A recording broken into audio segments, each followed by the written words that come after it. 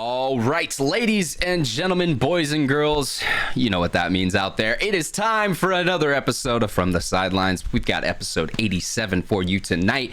We've got a special guest. He's new to our show. It's a first-time guest, and we always love when we have new faces on the show. So stay tuned for just a few minutes, and you'll hear who that is. But we got to bring in our co-hosts who are here every single week of the show. Brandon, you're next to me on screen tonight. We'll go with you. We'll do a little junior seniority tonight, or however that works. Junior seniority? Is that a short joke too? Well, juniority. Juniority. All right. Quit taking shots at me. We're back. Episode 87. I'm excited. You know, I've never talked to this guest before. I'm excited. I listen to your podcast. So for your show and everything else. Oh, you're spoiling it. Now they know he has a podcast. All of our audio listeners who don't see him yet. So let's, keep this on rolling. Stephen Hatch, you're also here as well. Here every single week. I mean, dude, me and you from the beginning. Last two remaining.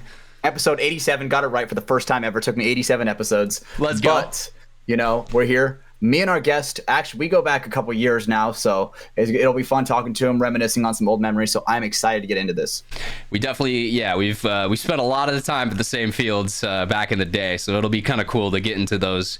Well, back in my day, paintballs were made of oil and all that stuff. But let's, without further ado, let's get to our sponsors. Let's please them, the people who put this show on the air. We appreciate all their support. Let's start off this week with NECTR Energy, NECTR.energy. That's where you're going to head to get more information about the product. It's the energy neurotropic pouch. You just throw it into your gums, get a little pick-me-up. It's got caffeine and a neurotropic in it. If you want to get focused or dialed in for a point, or if you're trying to get home after a 2-day practice and you got to drive 3 hours, they definitely help you out with that. They've got some great flavors over there as well. So check them out at NECTR.energy. That's NECTR.energy. Code MafiaProductions is going to save you some money over there and get you free shipping. We also got Liquid IV, the hydration multiplier. We love them. There you go, Brandon. There's your permission. You can make your Liquid IV for the night. What are you going? Was that a lemon lime out of the bag? It's a lemon lime. Lemon lime. So we got it right this week. No more Concord grape. We're out of that flavor. But we love it. It's a new favorite over here. You can check out all their great flavors at liquidiv.com. They've got the sugar version as well as a sugar-free formula if you're, keto or watching your carbs intake and all that good stuff. Go use the code Mafia_Moffitt. You're going to save 20% and you're going to get free shipping over from Liquid IV. So liquidiv.com. Thank you to those guys over there. And last but not least, we have Welts Clothing. Welts Clothing Co. They're always dropping cool stuff. They just had the jersey release. They've got straps coming up in this new month, so stay tuned for all the apparel that they have over there. There are other options that are live on the site now, so if you want to go check those out, support the boys down in Texas. Scott Stewart, with PB Fit, they're we had Cold on last week, and we got a lot of kind of insight to how the boys are doing down there. So go check that episode out if you haven't already. But to finish up with Welts Clothing, head over there, use promo code FTS. You're going to save yourself some money and get free shipping from them. So, we appreciate the support from all of our sponsors, Liquid IV, NECTR Energy, and Welts Clothing. All right, boys, without further ado, let's go ahead and bring on in our lovely guest for tonight. Our special guest, he's been around the camp. He's been around the country playing paintball from far and wide. He's gone both coasts at this point, trying to be the best he can at this game. And he's definitely one of the more interesting and unique guys that we have in our game. I always love when I get the chance to talk with him at the field. Let's bring him on in. Joe Barrett, how you doing, man? Hey, long time listener, first time caller. There we go. Doing great, guys. How are you? Doing good, Fantastic, man. It's a lovely Tuesday when all of Paintball decides to record its podcast. I know you said you were just recording one before this show. We have ours. Spick and Span does. Play the Game does as well. Tuesday just apparently is the Paintball podcast Holy Grail Day. Oh, wow. I wasn't aware of that. I know you guys were all in on that content creator media roundtable, but I didn't realize other than you guys, everybody does this Tuesday. Yeah, it was something that we found out during that show. It was hosted by In the Pits. If you guys haven't checked that out, myself, Greenspan, Harmon, a couple other guys came together and we were just talking about podcast creation and all the behind the scenes stuff. And I remember, during that show, we're like, wait, we had the Spider-Man meme of like, wait, you record Tuesday? You record Tuesday? So, yeah, definitely one of the better things to come out of that. We're going to be jumping into some, kind of paintball stuff, some, other life topic type stuff later on into the show. But I mean, first things first, Joe, how did you get started in paintball? Where did this whole crazy journey begin? Oh, shit. So, like, if you mean the very beginning, like shooting a paintball gun, all that, the stupid birthday party cliche. Let's go. Another one. Yeah. And I'll say that was for like paintball as a whole. Like I went to play a birthday party in the woods with some friends. This is like, you have the plastic blade pump gun, like not even spiders or Titmans. Yeah. And then first time in speedball where like I started like, consistently being a paintball player. Same thing. Just went to this shitty little like 30 feet wide by 70 feet long, soupy concrete floor warehouse called Tsunami Paintball.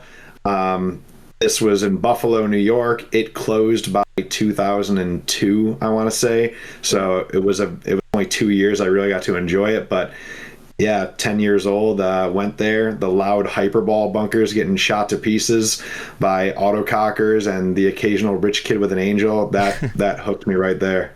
Yeah, man. I mean, you said that was indoor, correct, as well? Or yeah. So that is indoors. If you've never played indoor paintball, it is the loudest thing you'll ever experience because everything just echoes off and it's chaos. It sounds like war. 100%. Especially with those hyperball bunkers. Oh my god. Dude, it is not good for like team paintball. Like you're not communicating. And back then paintball wasn't like now where there's like codes and all that. Like you would yell snake and stuff, but you wouldn't really have conversations anyways. But that was kind of what hooked it, was just like how overly loud and intense it was. You're just like, oh my god, this is action packed compared to, playing in the little plot of woods I've been playing in for the last year. Yeah, it kind of adds that excitement of like, okay, when we go off the break, it sounds like thunder is actually going off in this building and, trying to play a game around that. 100%. I love the sound of that, dude. I've only played indoor a couple times.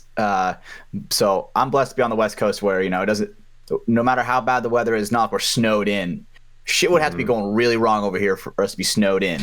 Yeah, so half the country is frozen if we're getting like feet of snow. Yeah. So, yeah. That's like a day after tomorrow. It's a blessing. The West Coast definitely, it spoils you guys as players for sure, that you never had to like start off with that. And I'll say it. Back to the matter, I hate playing indoor paintball. It's dim lighting. It's too loud to hear. You can't even see the ball until it's right in your face with like black netting in the background. So I don't like it. But there's a certain nostalgia to it. Yeah, kind of. That's where it all started. And yeah, it may not be the best version, but there's always going to be that kind of love in your heart for that's what kicked off this whole journey. Mm-hmm. Yeah, did you guys, I don't know exactly when each of you started, but did you guys at least start when there was Hyperball?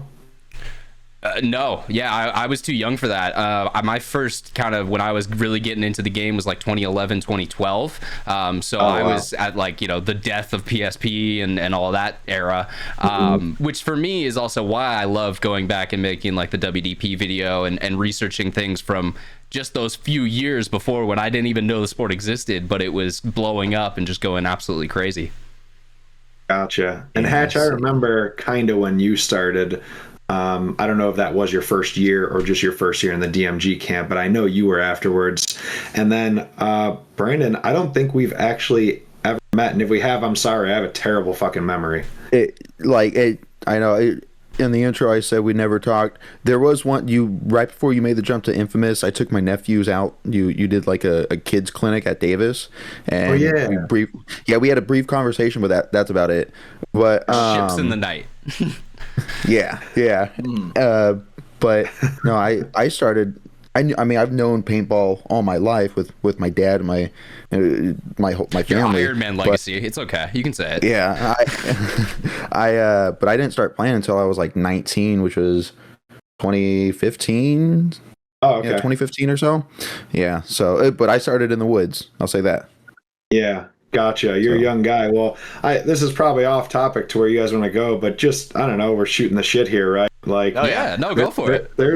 there was this weird janky era of tournament paintball that most people like nowadays, even a lot of the pros, because a lot of the pro division is getting younger, they wouldn't remember this. But dude, there was this era between like woods was always a thing, right? And then tournament players played hyperball for a while. But before it became just like the bunkers that you think of now, like where you blow it up and then put a cap that holds the air. Like paintball was trying to figure out how to do that well. And so I'll never forget, like this one weekend I came to that shitty indoor field, because all in that 2-year span I got to see this change. And it went from, wait, where are all those giant big plastic hyperball corrugated tubings, to a bunch of inflated bunkers, but they were all connected together by beams along the ground.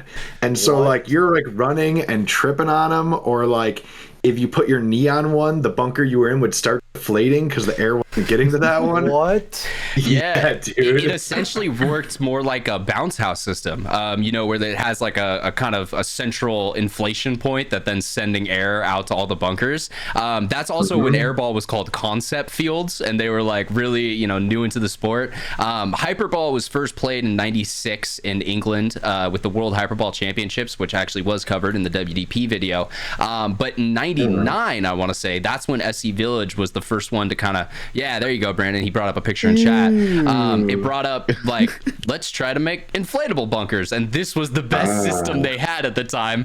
But yeah, so I've actually always wondered that, as someone who never got to play it but has seen it. Like, people were tripping and stuff. Like, was that a huge learning curve in of itself? Dude, it was fucking crazy, because it went from I can just run straight line to that snake off break, which is a bunch of laid down corrugated tubing at the time, to this next weekend. I'm like, okay, I see the bunkers I want to play. Like, there's all these cool shapes. There's like ice cream cone shapes and like, just weird stuff, right? There's even like the old car wash was an actual car wash. Like, it was like just a singular like U-shaped beam with a bunch of like those plastic flaps hanging down, and that was in the middle of our field. And you're like, okay, I can run to that thing, but like I have to run over 2 or 3 different beams along the way. And this is an indoor concrete field, so yeah, you would eat shit on the way there. And then if you were playing in one particular corner, not the other 3 corners, you were near like generator providing the constant air system for this whole field, so you couldn't fucking hear anything in that particular corner. Well, it's kind of like, I mean, everyone nowadays, they have the generator that creates, the air for everyone to fill up tanks. Now just imagine that being a foot off the field, constantly going. How anyone communicated in early days paintball with how loud the markers were, with all the like other sounds that were going on, it's just beyond me. I don't get it. It's wild. So before past my time. Before we move on, this led to another just as janky version that luckily didn't last very long. And I don't know if you guys ever saw this, but all of a sudden, 1 year after the year I started going to this indoor field, they had different air bunkers. And I'm like, okay, I see the air bunkers. Cool. But I don't see any of the tubes connecting. So how is this fucking working? And why is the whole field humming? And when you went on the field, and this is when they had like teacup shaped bunkers, they had JT bunkers where it was like a big inflatable J connected to a T, or like giant donut shapes, giant pyramid shapes. Like, well, and the snake was actually like a snake, right? Yeah. Like it like weaved and yeah. With no notches connected to it, and it had a head, sometimes with a tail sticking out. They crazy, just stupid bunkers all over the place. And each one had its own built-in little battery pack fan just running, keeping it inflated. So, like, you're just playing your bunker behind a fucking fan, just and if you leaned on that particular part of the patch to, like, get tight, the bunker would start deflating because you would, like, stop this little cheapy fan. What? Yeah. See, I've never seen that. I've never seen that bunker. One of those bunkers. I've heard people talk about them, and that you could be able to shoot the fan as well. You break the fan, and now their bunker's starting to deflate. But I'm looking for. God damn it! I'm looking for pictures for the, good the luck. audience. I've never seen that online, so good luck finding that, Brandon. I've gone to some deep places on the internet trying to find paintball material. Why did it not? Or why did it take us so long to realize we could just inflate it and then cap it and then like just start a leaf blower and inflate it some more? Why did that take years? Right? I don't know. Maybe it was just like, you think about inflating a car tire and it's like this little thing, right? And so they were probably like, well, we can't blow these up by mouth like you would like a floaty in a pool. And there's no attachments that fit to these fucking Don't bunkers. underestimate me. Brando will make it Just a week happen. early, dude. But then somebody probably looked at a leaf blower and was like, huh, that's putting out a lot of air. Okay, fuck it. Let's just take the stupid fan out of the bunker. Probably Sup Air was the first ones to realize it, and here you go. Just put the leaf blower there. Because that's I would assume like materials. I would assume materials would be an issue too, right? Because like looking at the old bunkers, they look more almost like, I don't know, thin, almost velvety, you know? That is a good point. Yeah, maybe the plastic they were using just didn't hold air as well as, modern day stitching and the stuff that we have available today. Okay, so that Brando picture that he just put up, those tubes, so if one of those like long tubes is like connecting all of them got ruptured, do they have to replace the entire line that's connected of bunkers? Ooh. Like what would happen if that got like ruptured? I'm guessing they would just replace the feeding tube, because as long as the tubes were or the bunkers were still holding air, then they wouldn't be leaking. It would just be you'd have to patch either the tube or something like that, which probably did start to leak a bunch if they're just getting shot with random balls constantly throughout a day. That paint was probably way harder then than it is now.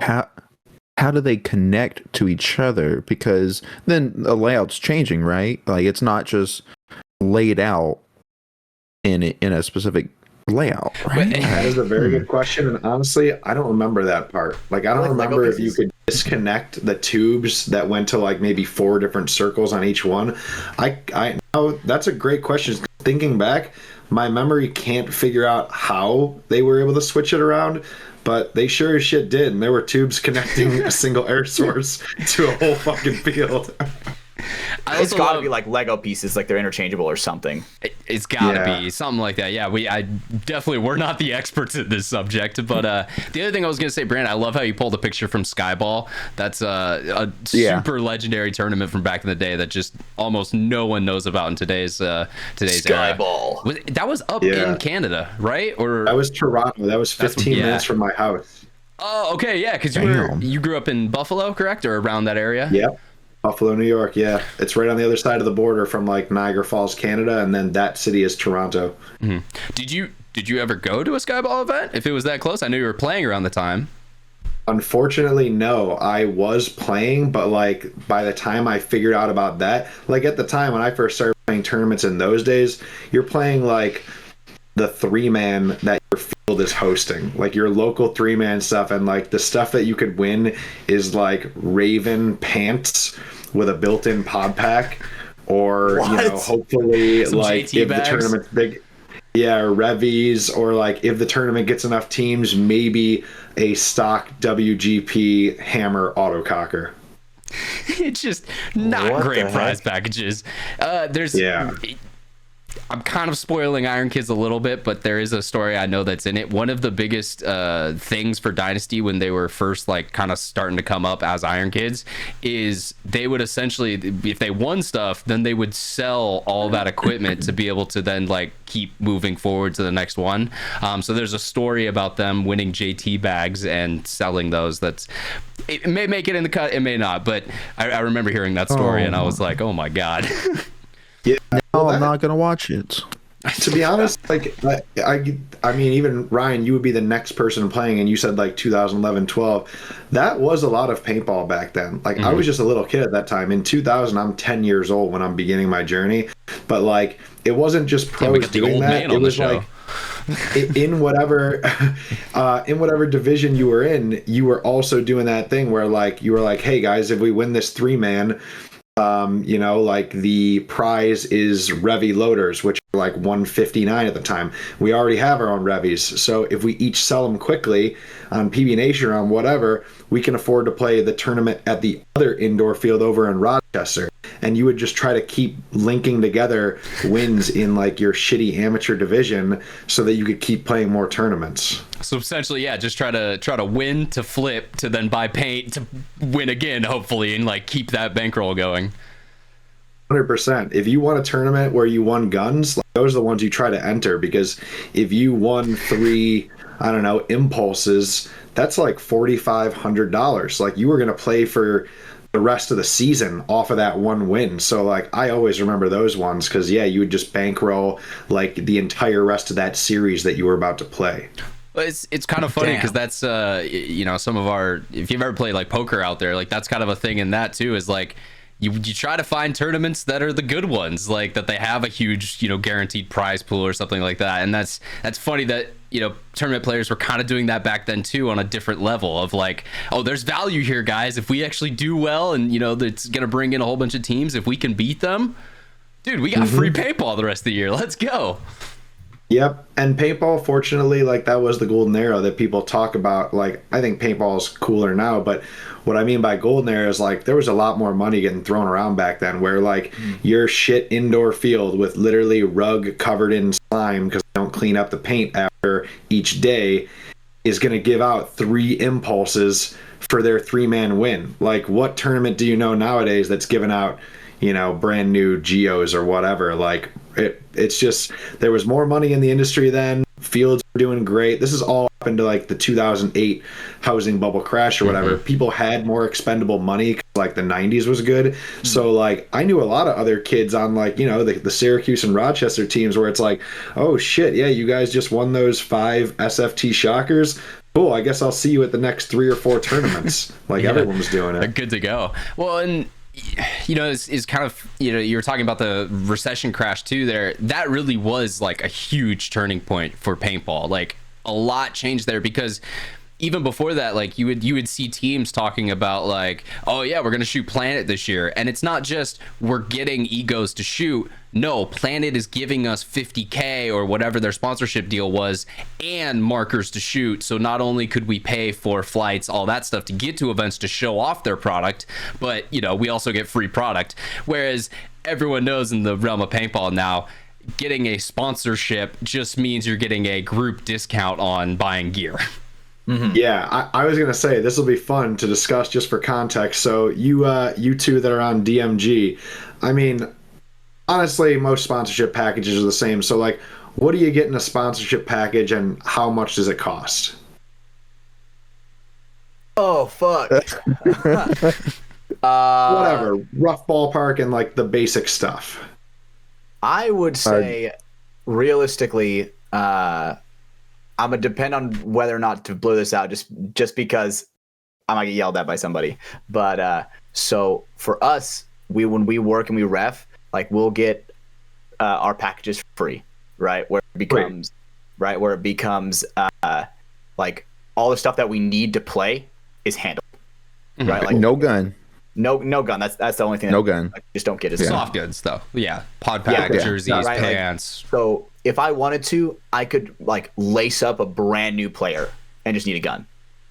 Gotcha. Well, that's pretty cool. But I forgot. You guys are semi-pro, so a lot of semi-pro teams get free gear and maybe like an $800 gun or something like that. But what do you think your D3 guys are paying for head-to-toe stuff and a gun? Yeah, and I think that is where Joe's going. Like, obviously, DMG, you guys have kind of your own thing. So but if we're just talking about basic player, my D3 experience, cut that semi-pro shit out. Cut that out. But my D3 experience was it was basically like and this was with HK, 20% off like whatever we wanted basically, right? And especially if it had like the name HK on it, right? So if it was like an HK 170R, we would get a little bit more of a discount on that than compared to like Planet Eclipse for a normal one, Gotcha.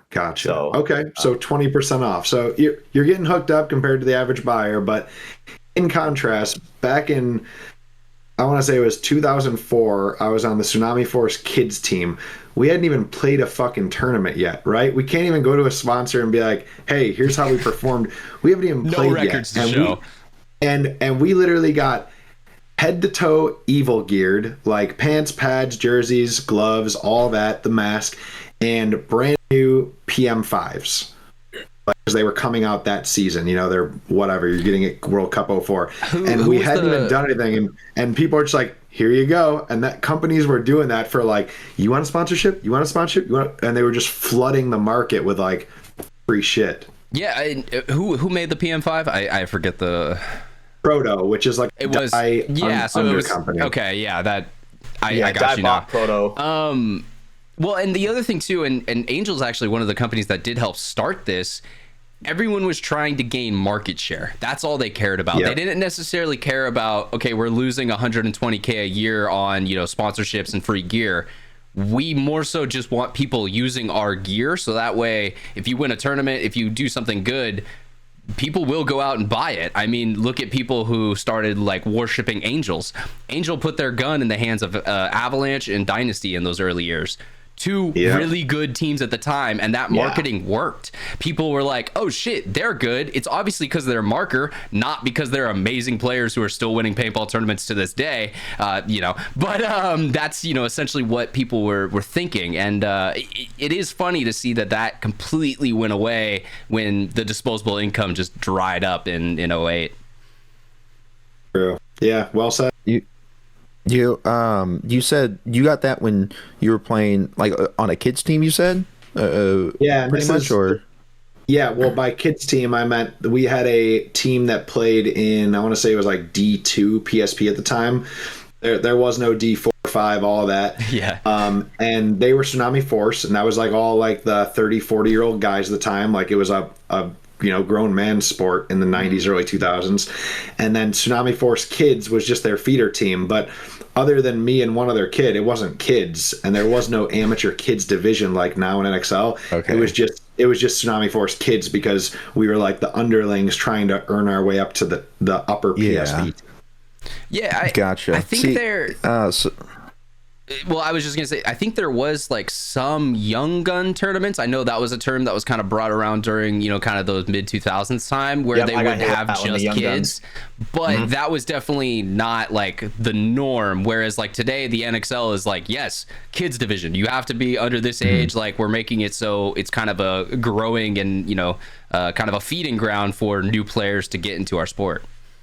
Yeah, so there was kind of a young guns thing. Like there used to be this league called the IAO, the International Amateur Open, and you would get like basically amateurs, you know what I mean? Like people that aren't pros and haven't been playing for a while.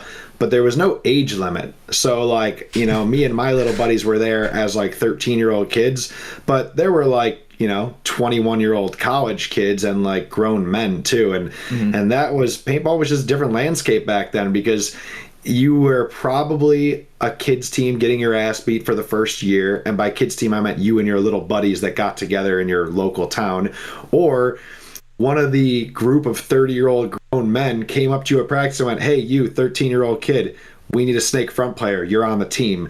And now you were catching rides with guys that were double your age, and your parents were like, are you sure? And that was like, that was paintball back then, where it was your whole fucking, that was how you came up. Yeah, I mean, that's how I came up for sure. BKIT, Dan Napoli did that, documentary about X Factor and kind of their story growing up. It literally was that. Colt Roberts got into the sport because Texas Storm said, hey, we need a young kid to run, and we don't want to run because we're all 40, so go do that. And then from there, that kind of, he started bringing his friends in, and then Texas Paintball kind of became what it is today. Go check out BKIT if you haven't. It's a great video. We love Dan Napoli on this channel. But it's, I mean, paintball has both grown so much but also changed so much in the time, so it's almost hard to compare today's sport to what it was in those 02 to 06 time period, just because it's almost like apples to oranges. Like, yeah, we're shooting plastic gelatinous balls, and we're using markers with air, but that's kind of where the similarities end. I mean, other than JTs, like people still wearing flexes, but that's about it. Yeah, that's well said. I mean, I look at it like, in a way, it kind of is like repeating itself, like at least with me and Brando, right? So we have a kid on our team. His name's Gavin, right? Young kid. He's like what is he? He's like about to turn 18, huh? Right, Brando? Yeah, he's like 17. I think so, yeah. Right, and so like we're kind of in that stage, right? Where I'm 26, Brando's what, 45 now, something like that. Shut up. So, right, we're the old dudes on the team now, right? Well, and it kind of just like goes in a circle. Can you, I also think, little side note from you, Joe, can you talk about Gavin too? Because I think his story is really cool, and I think more people will start to kind of understand what's going on like that, because he's the guy who's only played Speedsoft before, correct? This is his first year of actually coming in to play paintball. And I mean, you guys have picked him up for a semi-pro team, and it's not like he's just out there getting demolished. Like, he has a lot to learn in this sport specifically, but there's a lot of those kind of skills and things that are already there from his days of playing Speedsoft. Yeah, absolutely. Yeah. And I think the kid is definitely right. There are a lot of skills that come from Speedsoft, that easily transfer, snap shooting, right? Like that form is regularly the same, right? Keep your body slim, understanding the 5v5 type game and stuff like that. Just like that, right? Yeah. And he's like, I'm at the point to where airsoft is kind of meh, right?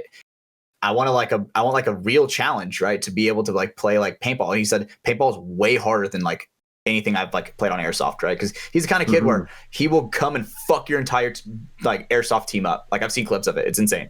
I don't know if he's just smurfing or what, probably smurfing. He's a professional airsoft player. Yeah, he travels. He travels. What we do for paintball now, that's what he does with airsoft. He travels. He was in Ronnie Dizon's video in Amsterdam, when they went was to. He playing on Team USA? In Amsterdam.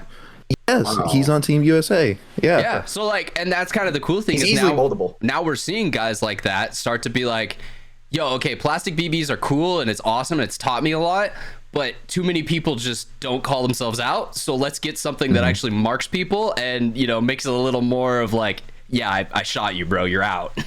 Mm-hmm. And the kids 100% fast. Holy shit! Yeah, you guys just blew my mind because I know about Speedsoft, but to think that there's a kid that came straight from Speedsoft and went right to your semi-pro team, he's already better than your D3 prospects. For sure. For a lot. Right, and the thing is, right, it's the baseline. The kid is teachable. Yeah. Right, the kid is teachable, and it's dude, if I tell him, yo, do a fucking backflip in the snake, the kid will do a fucking backflip in the snake, right? He's at the point to where he's a yes sir, a good soldier, right? Run to the snake. Yeah, being coachable. So he's probably is a huge athletic, fast. Yep, and he's probably smart and coachable, but he didn't even come in and play CPL or. Some he just first tournaments are boom, semi-pro field. If you look at DMG's roster, he has 0 points on his APPA. It is not even shitting you. It looks like it's out of place. place. That is the most mind-blowing thing ever. Right? Yeah, to bring someone from non-paintball tournament like street ball or whatever to a very high level of paintball. That is I've never heard of that before. I've heard of people jumping Ryan Hall D4-3 right to pro, but I feel this is a bigger jump because. You know how a D4 player is so much better than someone who just doesn't play paintball? Yeah. Because they're not out there with an idea of how to play the sport. They're just looking at things, pointing and firing. So the fact that somebody came in, yes, he has a gun. He's playing airsoft. It's a similar sport, but it's not quite the same because I play airsoft here and there for fun, and those shots are a lot faster and more direct, no lob, and the strategy is a little bit different. You can't shoot bounce shots. So this is remarkable that this kid was able to make that kind of jump. Yeah, and the tryout day was his second time ever playing paintball. Right, and we threw him out there where it was all right, one-on-ones, play against everybody, and he was actually shitting on a lot of people. Holy shit! If you know how to gunfight, you know how to gunfight. It doesn't matter what tool is in your hand to do it. Right, but it's also there. So I'm gonna put some things in the air, right? So there were conversations on our team where hey, we're getting a pretty big roster. He's looking like a guy that's on the bottom echelon of the team. Are we thinking about keeping him with us, or do we want to throw him down to the other D3 squad that can see how he does there? And I don't know what the fuck happened. We just kept him. I want to say they threw it up to him. Chim might have thrown it up to him. Hey, go. You've never played paintball before. You have no points. Yeah. You want to go play D3 and play every point, get more experience, or you want to come up to semi-pro, be a sponge, learn a lot, but probably not play a lot. And he straight up said I want to learn more. I want to learn where I will learn the most with semi-pro. He said he wants to be a sponge, and it's every time at practice, right? He's there. He's with us. He's learning with us, and. He's not the kind of person where I have to yell at him multiple times over a simple aggression mistake, right? He's picking it up Gotcha. pretty quick. And I think the kid's going to be really good. Like, we were practicing impact, and we were getting fucked up like the first 2 points. And then we're like, all right, Gavin, go get him. Motherfucker just runs up the center, and it just has the godlike timing. Like, Zupa's looking the wrong way, fucking doinks him. Nick Laval's looking the wrong way, doinks him. Matt Jarula comes up the middle and then just runs right into him because he didn't know he was there. And it's just fucking chaos where it's like, damn, dude, fuck, maybe he just has it.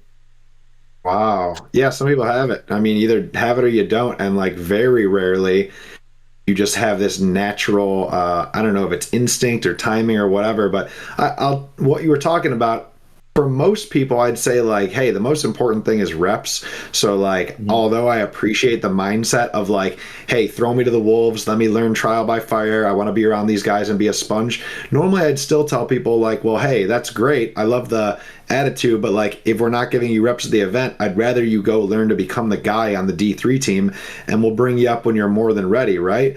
But with the occasional person, like the 1 in 5 million, sometimes they just have it, and it's like, all right, I can already see he's figuring out the harder part, which is the chess game. Like, sure, he already has the gun skills and all that, but if he already is getting that this quick, where some guys take 5-10 years to figure out how to play like the actual chess game on the field, then fuck, maybe this kid will, go pro in his first 3 seasons or something. Yeah, you never know. And I think that definitely his skill ceiling is very high. He has a great attitude, and he's small and fast and nimble, and in paintball, those things definitely help as well. Right. And he has like that natural like snake instinct where it's like, you go in the snake, you fucking look at your inside shot. If he's not there, you fucking start rapping and killing everybody. Right. It's just like simple math. Right. And mind you, this kid has a 6-hour drive one way too for practice. Yeah. Like, this kid's he's dedicated. Yeah. That tells me even more, because like that is so in like California, Texas, Florida, where people are just really spoiled by like hundreds of fields. I'm sure you guys know there's those times where it's like, hey, we can go practice and get a really good grind against, so-and-so team, but it's 3 hours away. And people are like, let's just play at our local field. It's down the block. And you end up shitting on the local D5 team, and it wasn't very productive, right? Because people are just like, they're spoiled by like having a field right nearby.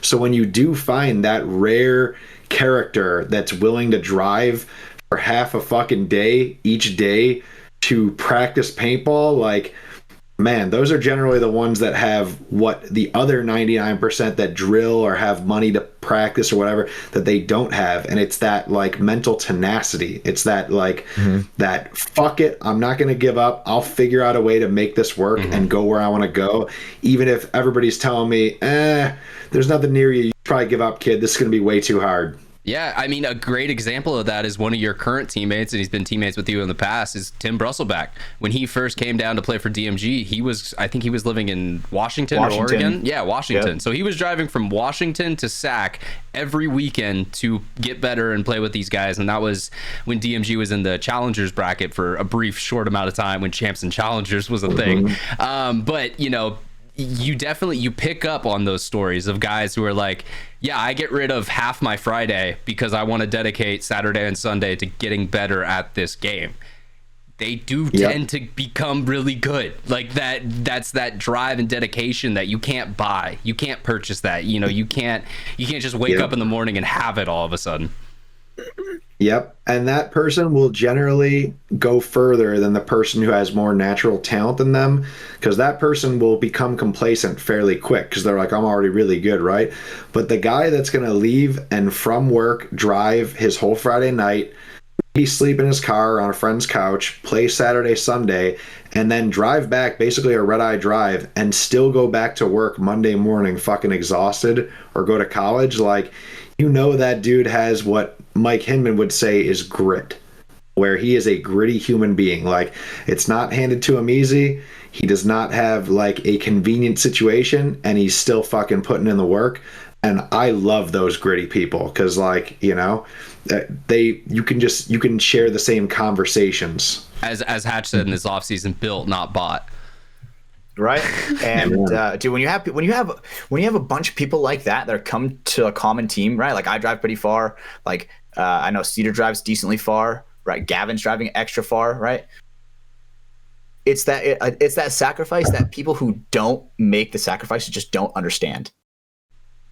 Just don't get it. And it's like, when I hear what I would say is like cowardice coming out of people's mouth, that's a pretty strong word, right? But you do love that word though, right? Like I cannot like stand that where they're like, oh my god, I got such a long drive. Like, how long did you drive? Like, oh dude, 35 minutes. I'm like, dude, I'm pulling my fucking hair out, you know? It's meanwhile, like, and they're only there like they're only there for like one day. Yeah, I was gonna say you're like That's 3 what I mean. nectar pouches in, just gripping the steering wheel, trying to stay awake so you don't fall asleep on your drive back to Fresno. But it's a different mindset that you just kind of have or you don't. Yep, that's what I mean by the California players are spoiled, and they don't realize that it's not necessarily their fault, right? Like it's kind of an ignorance is bliss thing where they can think like, oh, 35 minutes in traffic, it sucks. They don't realize that like 95% of people can't say that. Like, you know, I remember you were coming from like the Bay, that's like 2.5 hours. How much does that fucking suck when you drive 2.5 hours and get there, and one of the guys that you know lives right around the block from the field shows up 2 hours when late? Micah shows up like, late to the field, dude, and Hatch has been there for an hour. Nah, bro, when Marv shows up late, Okay, bro, that that was shit worse. be grinding my gears, bro. Oh Marv my lives about god. 500 feet from the field. He has no excuses. So I'm just like, oh my god, dude. I'm like, they said be there at 8:30. I'm like, I text extra early. I'm like, it's like 5:22, and I'm like, dude, all right, boys, the shit fairy visited me, boys. I might be a little late, right? Because I got to let them know, and that I might be late. Because I'm not trying to get yelled at, bro. I grew up. These new kids now got Chim when he's extra soft, bro. Bro, you're 26. You can't be saying no. these Let me tell you, kids. dude. When I first got with Chim, dude, motherfucker would make me run every minute I was late. You know, it's like now he's eased up a bit, but In his old dude, age, like he's I becoming got softer. tired of running so much to where it's like, all right, I'm gonna show up a little bit early, you know, or at least let everybody know that I'm gonna be late. Well, that's good. It beats some discipline into you. Exactly. We've gone on about this topic definitely enough. I mean, it's one of those things that it has to be said. You know, there's players who have that level of dedication to the game, and those are guys who tend to go further. I mean, easy examples, like I said, Tim Brustleback, obviously fucking Hatchet goes into that, but like guys like Tyler, like, yeah, he doesn't necessarily have a long drive, but he was out there every single weekend playing extra times, going to extra events, and now the dude's playing on Impact in 5 years. That's a very short timeline to kind of accelerate your growth that fast. One of the other things I wanted to get to tonight, we actually have a little special surprise for you, Joe. I've gone through the internet archives and I found some clips that I'm gonna throw up for you. So, podcast audience, go check out the video right now because we're gonna play those right here. Let's do this. Let's give him everything. Let's give him let him take nothing. Let's freaking do this. Wait a minute. What is this, a riddle? If you solve it, Wait, let's give him okay. One gives them everything and nothing. When I say you say B, then dirt nap. 1, 2, 3. You, B, dirt nap! All right, so I'm gonna say short, and then you're gonna spell B-U-S backwards, and then count to 3, and then we're gonna do everything we can possibly do about nothing on the third. No, ready? We have the 3 backwards? No, I say short, and then you say bust 6 times. When I say you say B, then dirt nap. Whatever you're gonna do, just see red, okay? And when everything turns blue, then I say go. Let's give him everything. Let's give him let him take nothing. Do the best you can, but don't do it too hard, okay? Because I don't want to hurt nobody. Okay, are we giving him everything or are we giving him Yes, nothing? short. F-U-P. Short. 1, 2, 3. Dylon. Oh god. All right, so there we go. Our audience just watched that with us. So Joe, I have known about this clip for potentially about 4 or 5 years now, and I have wanted to use it with you in some way, shape, or form for the longest time, and I finally get to tonight on our show. Brilliant. That was you on the short bus about, I don't know, maybe 13, 14 years ago. Do you remember that? It was 2011. I do remember it. It's burned into my memory because of the short bus video. I can't say I exactly remembered like in the moment of saying that speech, but I know the context behind it. So that was 2011 in NCPA championship. So like the college nationals in Orlando, Florida. It was at CFP, like Damages Field, now Legacy Sports Park. And at the time, my team was like a super dominant college team. Like we had been winning every local and regional college tournament for like 2 seasons straight. And we went to that nationals and we were just like rolling everybody through prelims, rolling everyone through Sunday. Well, I mean, so we can swear and be explicit on the show and shit, right? Yeah, of course. Yeah.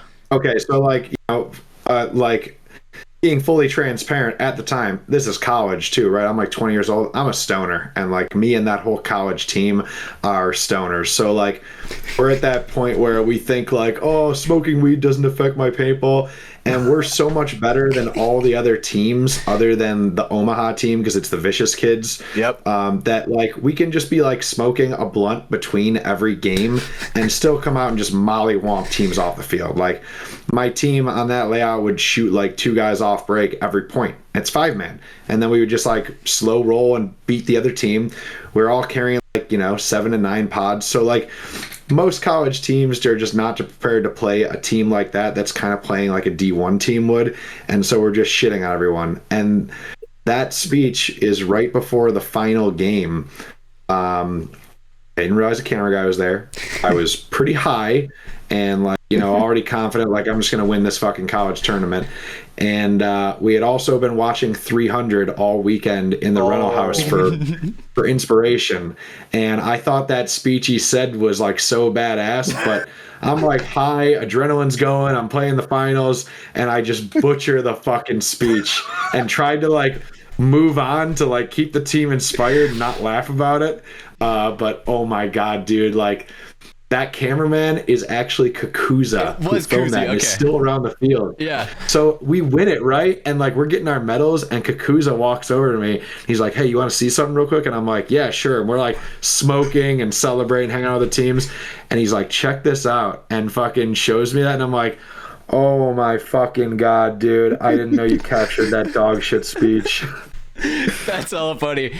I mean, I actually think you were the one who told me, like way back in the day. I think I was like talking about Short Bus. It was, you know, back when you were playing with DMG. And I, you know, I remember hearing about it and I was like, all right, I've got to find this for this episode. I've got to, you know, pull it out of the history. And yeah, man, it didn't disappoint. I mean, also shout out to Todd and the rest of the crew on Short Bus, because they did such a good job with that show back in the day. I obviously watched through a couple episodes trying to find that particular clip, and just great content. I mean, Danny Quinn, you know, Nick Akuza, guys who are still in the game today, but they were just doing, you know, way kind of advanced things back in the day. It was an amazing clip, and I'm glad that we could get your perspective on that. I was excited to pull that one out tonight. Jesus. Well, thanks for embarrassing me in front of the world and all of your paid viewers and whatnot. But like you said, yeah, I remember specifically 13 years ago. I showed you that because you were making content. You were filming the not Road to Pro, but you were with us our first year pro. Mm-hmm. And it came up because we would watch it randomly at the DMG house with the guys who lived there. And I think probably Marv or Josh or someone was probably like, "Oh, Ryan, you don't know about this? You got to fucking see this." I showed you this ridiculous clip. Dude, there was some great times back in the day. One of the other things I found today is I found a whole bunch of videos from us going to Fremont Street in 2018. We could talk about that a little bit. So that was DMG's first pro event ever. I was out there filming you guys because I was going to do another series, but it ended up falling apart. But I was able to get, you know, a video out from that event. And you guys, you know, you got knocked out of the tournament. Unfortunately, you weren't moving on. So Saturday night, we go down to Fremont Street with just, you know, all the crew, all the original DMG guys. Josh was out there, Marv. And then we also met up with the D3 team at the time, which was Debo, Troy Erickson was on that team. There's a couple other guys from that. Mm-hmm. George. What happened that night, bro? Oh, dude, we got fucked up. Saw.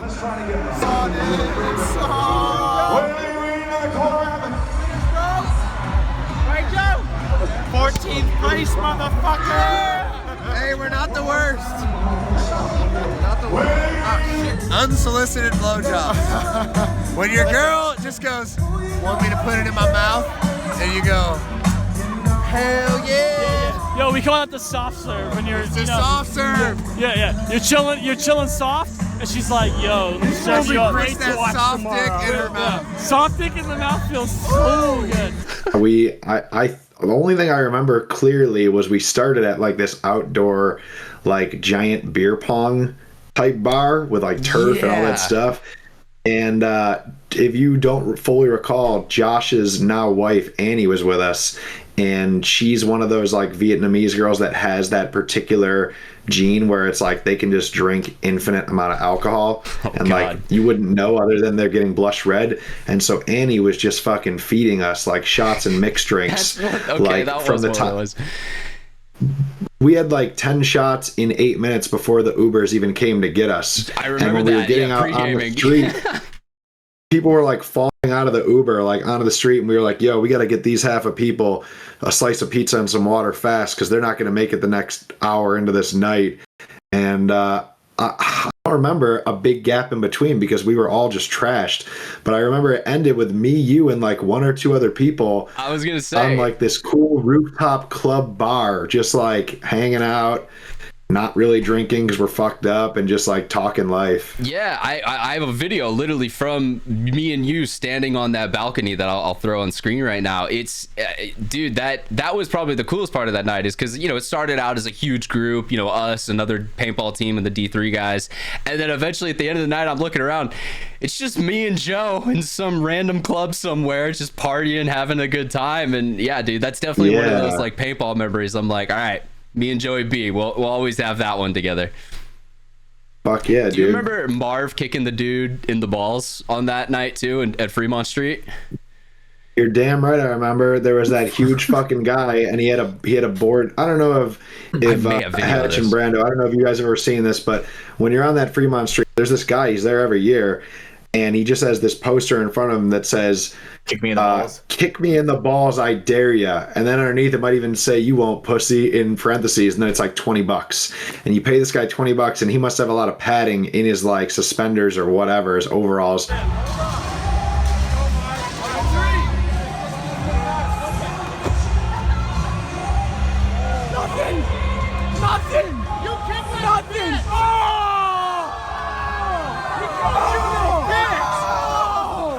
But Marv wound up and kicked this guy with like elite soccer force, where if it was one of us, we probably would have like came off the ground a little bit. This dude just stayed low and just took it and just never stopped locking eyes with Marv. It was like, all right, I give me $20. Potentially have a camera video of that. I very vaguely remember taking a video in my drunk stupor of that, but where it is, I have no clue. So if I can find that, I'll throw that up on screen. One of the other things from that night that was crazy was that was when you guys learned that I could dance.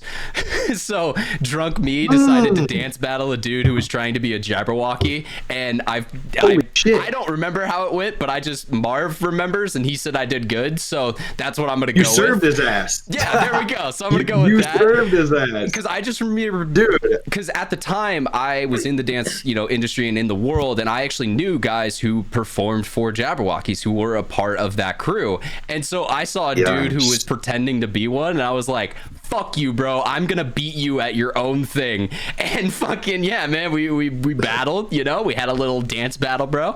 And it's one of those other moments from that night that stands out. There's like a lot of these dark moments of just like we were walking around, something was happening, I don't fully remember, and then there's like the three highlights of like Marv, the dance battle, and then us being up at that rooftop club. That was definitely a crazy night in Fremont.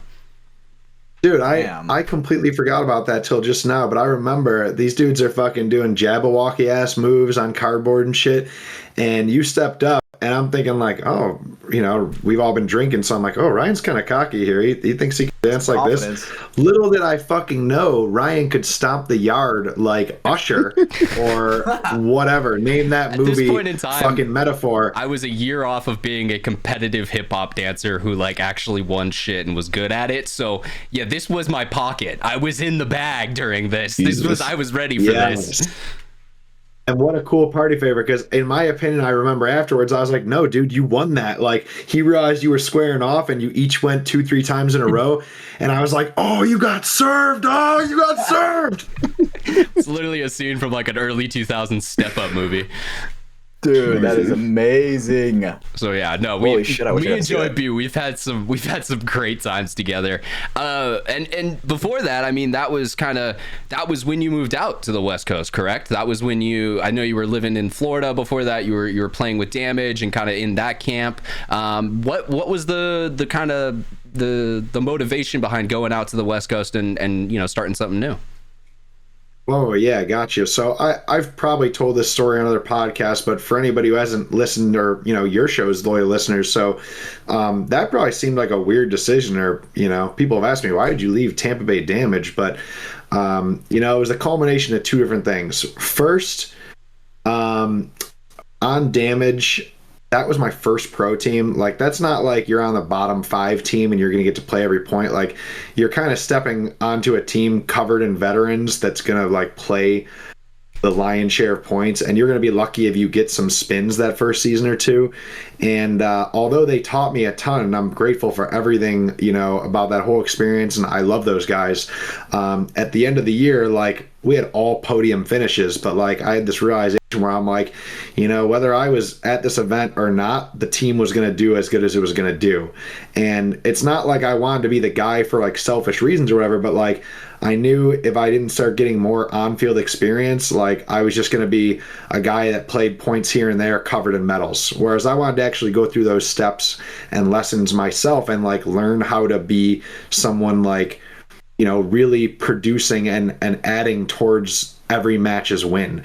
And I just kind of knew I wasn't going to get that on that team for at least a little while.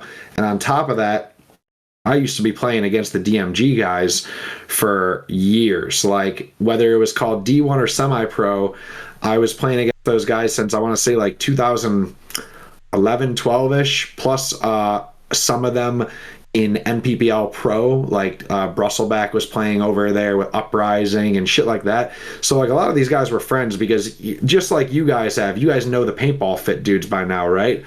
Like, you have friendly rivalries eventually with these guys that you just always see. And it didn't matter what semi-pro team I was on. By Sunday, I always knew I was going to see the DMG dudes. Specifically, Tim and Josh were good friends of mine. Wyatt was on the team then. But then I knew the other guys. Like, I knew Marv and Shane and... Yeah, so like, I was cordial with them all, but a few of them were my very close friends, and they would let me like stay with them and go out to players' parties on Sunday with them, with like DMG and oftentimes Impact on their party bus. So they won the pro spot at the end of my Damage year. And then, we're all talking. I'm going to like come out and hang out and go to like a music festival with them that off season. And they were like, so you want to play pro with your friends now? And I was just like, man, this would be like the perfect combo. Like, the Damage guys all became my friends, but like, I could play paintball with a bunch of guys that are peers more at my own level, like young adults, whereas a lot of the Damage guys are like older adults with families and young kids, and they don't really have the time to hang out. Whereas like these guys, I know it's going to be like the Dynasty House thing where we're going to hang out all the time. And I already know, because I have some pro experience, I'm going to walk onto this team a starter and like truly be able to grow by becoming like one of the guys that contributes on the field more points than not. Yeah, no, and you definitely did. I mean, from my perspective, that was the year 2017. I went out to Cup with the guys, and that's when we filmed Dedication Makes Greatness. We had that lineup was so stacked, by the way. Thomas Kim, Andrew Wyatt, Josh Hallberg, freaking Shane Howe, Marv, like Speaks was also on there, Tim Brusselback, like just all guys who have gone on to show that, okay, we're really fucking good paintball players past even, being in this organization. And so, yeah, it was kind of cool because I was just getting into it and kind of meeting new people and kind of really getting into paintball. That was my first entry into like actual tournament paintball and going to World Cup and all that. And then, yeah, I remember that off season, Joe starts coming up to the field, and at first he's wearing all of his, Tampa Bay Virtue stuff and all that, and slowly he converted over to wearing a lot more purple, and I was like, oh, cool. It was kind of, it was awesome to have this like more kind of established pro as kind of just, a part of the group in the mix, helping point things out and kind of taking, practices to that next level almost a little bit. Yeah, well, I appreciate that. I try to bring a level of seriousness to each new program I grow to, but like I also try not to like come off as like some just established pro or like, what I mean? Like when I came to the DMG camp, I immediately remember I was like, I want to help everybody get better, so I'm going to like help the divisional teams below. Like I remember first meeting Hatch with if I recall, was the D4 Teo team, and I loved talking to you guys because there were guys just below us, the semi-pro level, that they're all, like kind of cocky assholes. Like they know they have skills, so like they just see you as another one of their peers. But if I told the D3 and D4 team stuff, you guys really listened, and I would see you guys make progress like literally month to month. So yeah, I enjoy that. I love teaching. I like doing clinics. I like doing like extra days on Wednesdays and stuff. So I always wanted to make it like known that, hey, like I'm here to make sure everyone benefits. Because I mean, to keep it real too, like I have to make the guys around me better because they'll keep pushing me. Like if I don't ever like give advice or input and I just keep shitting on people and I'm like, I know the mistake they're making, I'm not going to tell them. Well, then that's where I'm going to cap at too. You know what I mean?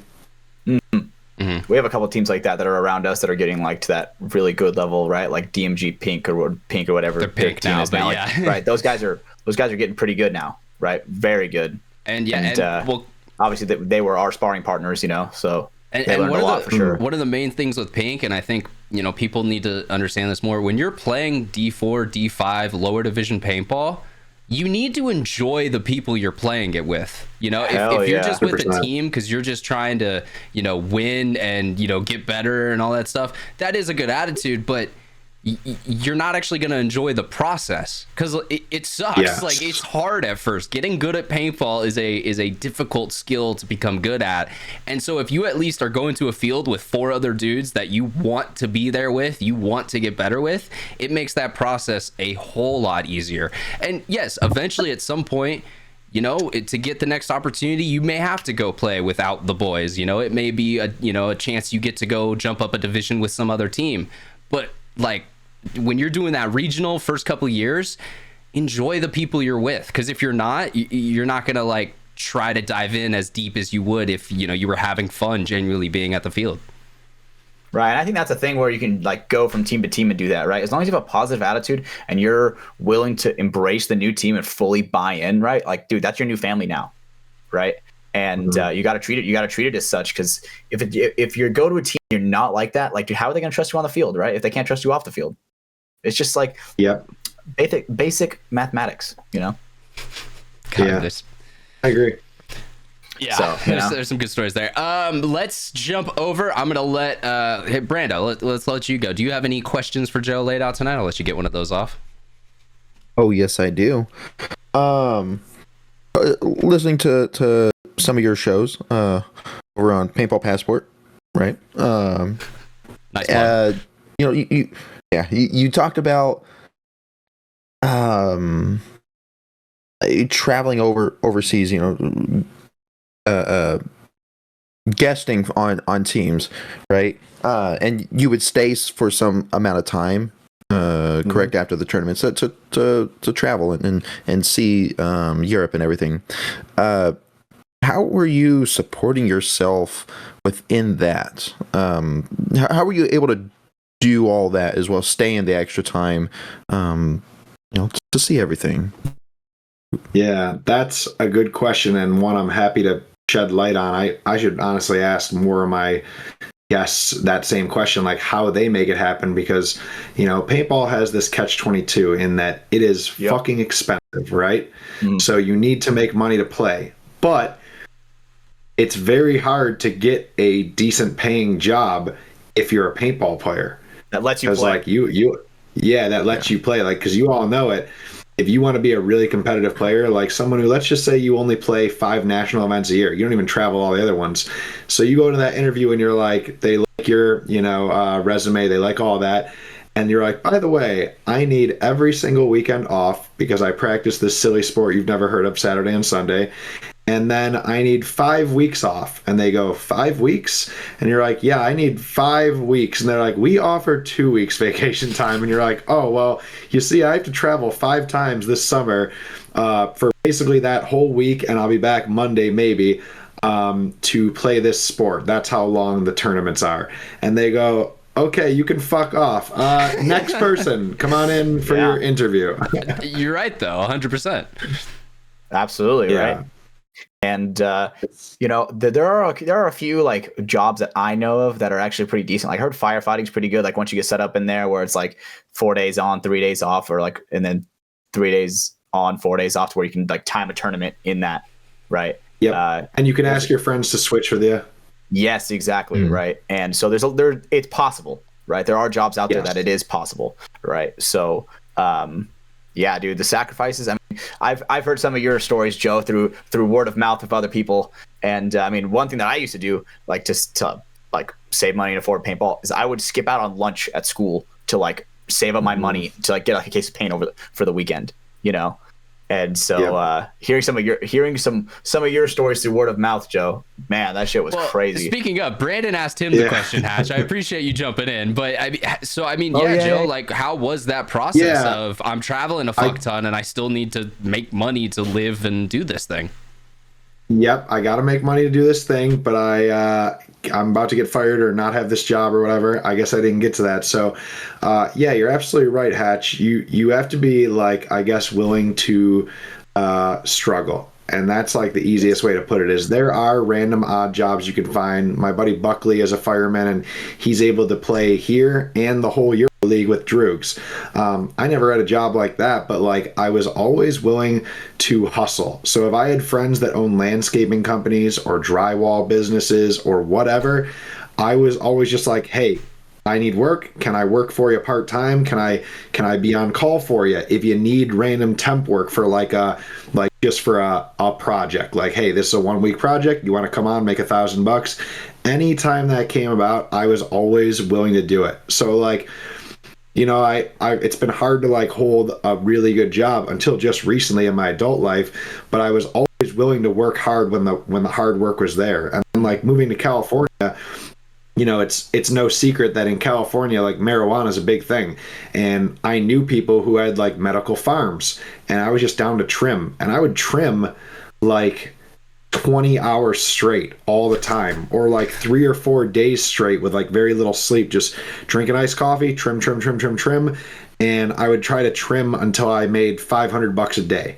And so if I got an entire crop done in a week or two, well, cool. I just made like a month or two's worth of money in a week or two by like sacrificing a little sleep and just being willing to eat shit for a bit, right? And it wasn't enjoyable. Your back would hurt. But then I'm like, okay, I have $3,000 here. I am good to pay my rent for the next 3 months. And then the extra I will budget aside for food, which I would only ever eat like $40-$50 worth of groceries a week. And then paintball at least is free when you're pro, or you make a hustle out of it. You're like, hey, I'm going to come to this tournament, so I'll come a few days early and I'll do a clinic at the local field and make like, $500 a day. And then that'll be my play money for, getting food or like staying that week or two after and backpacking. And then in that part, finally, it's about stretching your money. Like in all the times I've ever done this, like I'm not a vlogger or whatever, so nobody would see how I do it. But I'll tell you right now, I've never been like a bougie traveler. I don't like stay in $199 Holiday Inns or like the all-inclusive resorts. I stay in like the $9 a night hostel where there's like 12 other people in the same room on bunk beds. And I, buy like a loaf of bread and a bunch of ham and make sandwiches every day. And I'm more about like, at least I'm here exploring. Like I'm going to sightsee and adventure and walk around. But like, am I eating very good? No. Am I staying in a good place? No, there is no luxury to this. But, to me, it's more for the experience anyways. Yeah, I will say one of the things that you cheat with every now and then is sushi. You love yourself some sushi, man. That's true, but okay, so this is another common misconception. Ooh, okay. The way I eat, people probably think, what is this guy just dropped $300 on sushi? But I do not ever like really treat myself to good sushi where you order per roll, unless it's like, you know, once a year anniversary thing or something like that. I go to all you can eat places where I can eat that much for $30 flat. Yeah. No, that was in Vegas. There was a spot that I would go to, Sumo Sushi, and it was like $20, and then, you know, I'd get a couple like Sapporos, and dude, just multiple nigiri rolls, multiple, you know, a couple California rolls, some other shit. Oh god, all you can eat sushi really is the best. You brought me there on I had a 5-hour layover, and you picked me up from the airport. Remember, we went there, crushed a ton of fish, and then you brought me back to the airport kind of buzzed, and then I took the next flight. Yeah, no, I was like, yeah, I mean, you're in town. You want me to, like, yeah, I'll get you somewhere real quick. And then I had to go do something. And I was like, I'll pick you up. You know, we'll drive down the strip real quick. And then, yeah, we'll get you back over to McCarran. Yeah, me and Joe have had a lot of these, like, chance encounters kind of, you know, over the years. Yeah, you're definitely, you know, you're up there on my list of kind of favorite people in paintball. It's always good when I get a chance to talk to you, get a chance to conversate.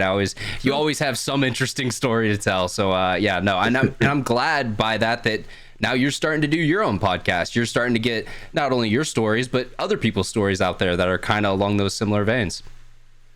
Yeah, well, thank you. I appreciate that. And, you know, I always say, like, aside from, like, the traveling part of Pro Paintball, like, the connection is the other treasure. Like, just the people you get to network and how you get to make these lasting friendships where it's like, it's kind of like those pick up where you left off things where, you know, we live in all different states and cities, but, like, I would extend the same open couch to you guys. Like, if any one of you were like, yo, I'm in Portland for the day and I have no plans and I don't want to buy a hotel until I leave tomorrow, I'd be like, guess what? You have my couch. So come on over and I'll show you around Portland, and like we could do the things that I think are cool, or you tell me what you want to do and I'll drive you around and take you to them, because like I value the connections we've all got to make, and I like how the sport gives you this cool, almost like open door policy thing where it's just like, hey, I'm in your area, I'm a paintballer, cool, let's help each other. And you know it'll get repaid eventually, just because like it's the what goes around comes around thing. Yeah.